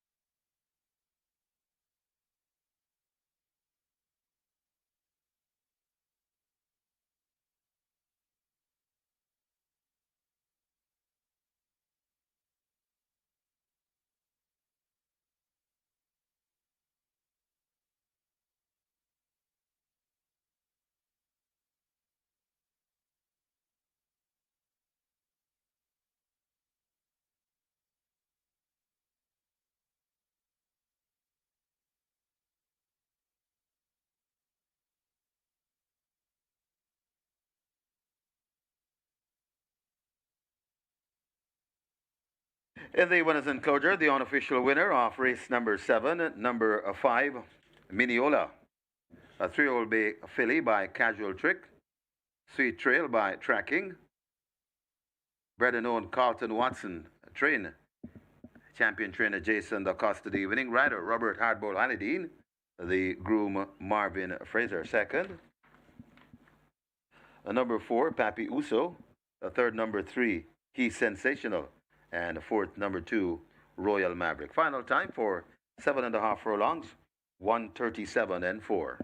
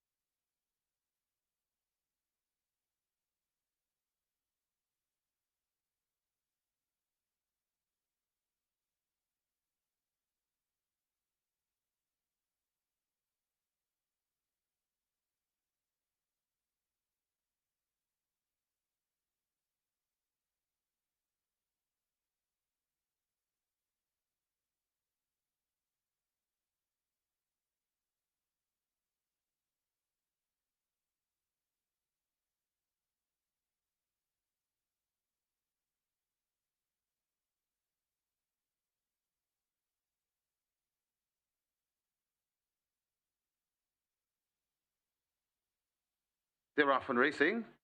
Dreamer and Royal Maverick, they missing it as Chasing My Dream gets a good start. Miliola is right there too. You're My Sweetie rushing up to join as they head toward the 6 furlong point, and You're My Sweetie takes over from Chasing My Dream. Miliola settled back into third as they pass the 6.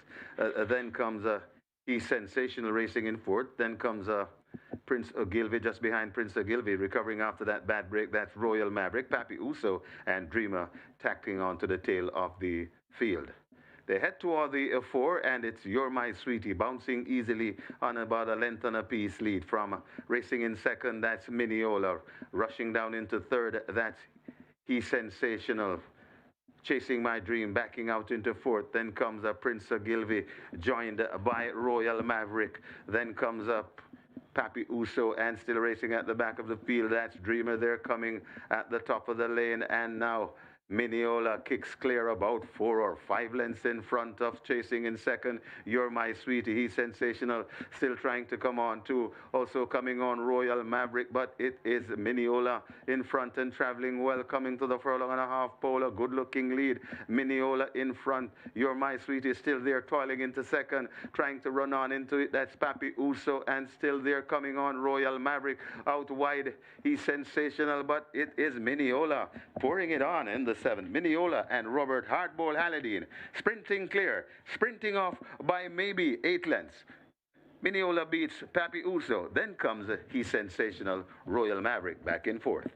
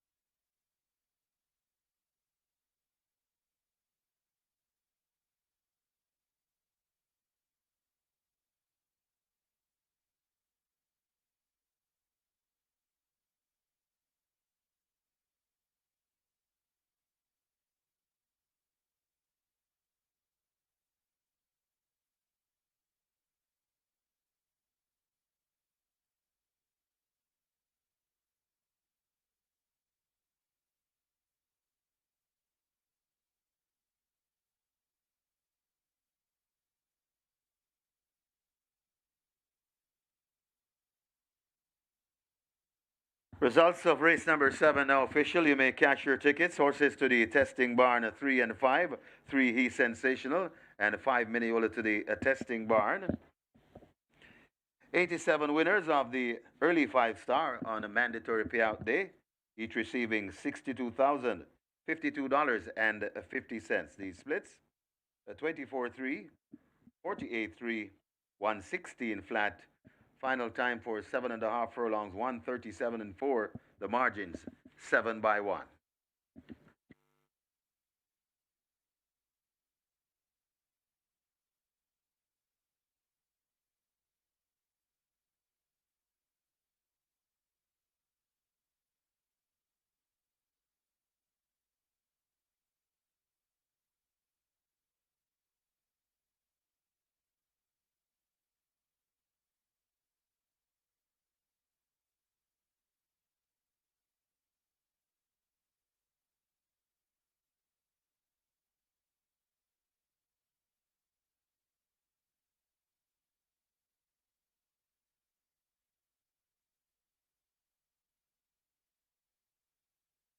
And going back to the claim in race number 6, void the claim on number 1, Phonometer. Phonometer, the claim now void.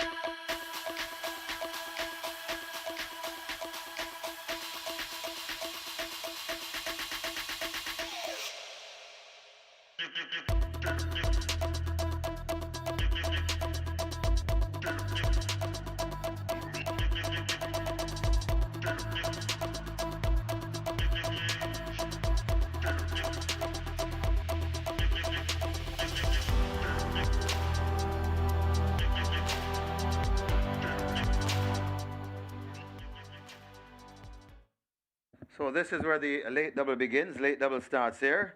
And don't forget, we have a high five carryover. A very nice one. High five carryover. Just under 370,000. Get your bets on. Late double. High five wagering. Carryover. Nearly 370,000.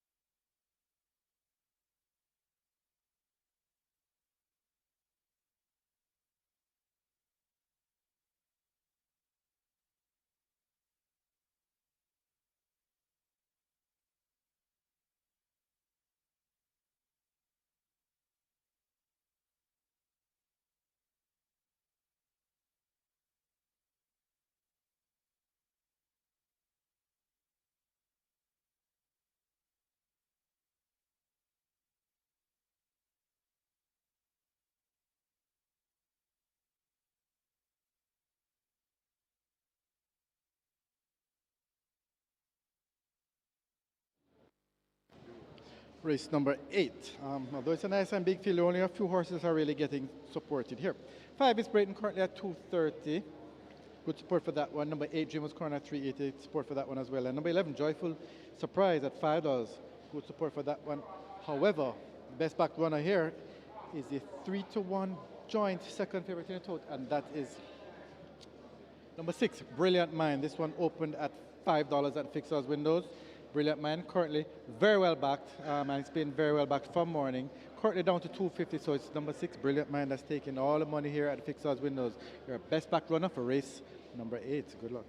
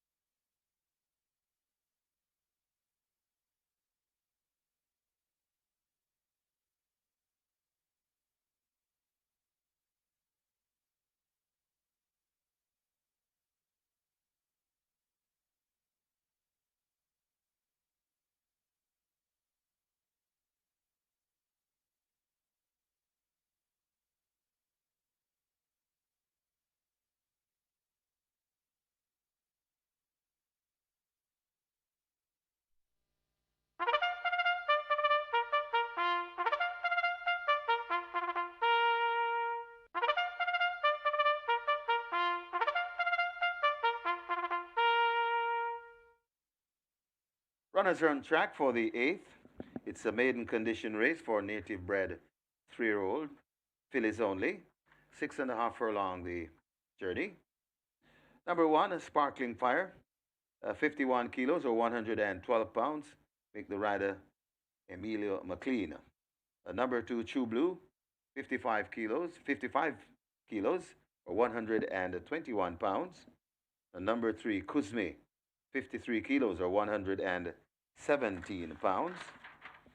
Number 12, Candy Girl, 53 kilos or 117 pounds. Number 13, Jody's Fund, 53 kilos or 117 pounds. Wagering offered on double. The late double starts here. Exacta, Quinella, Trifecta, Superfecta, High Five. High Five has a carryover in excess or just under 370,000. The High Five pool approaching 350,000. Get your bets on as the runners make their way to post.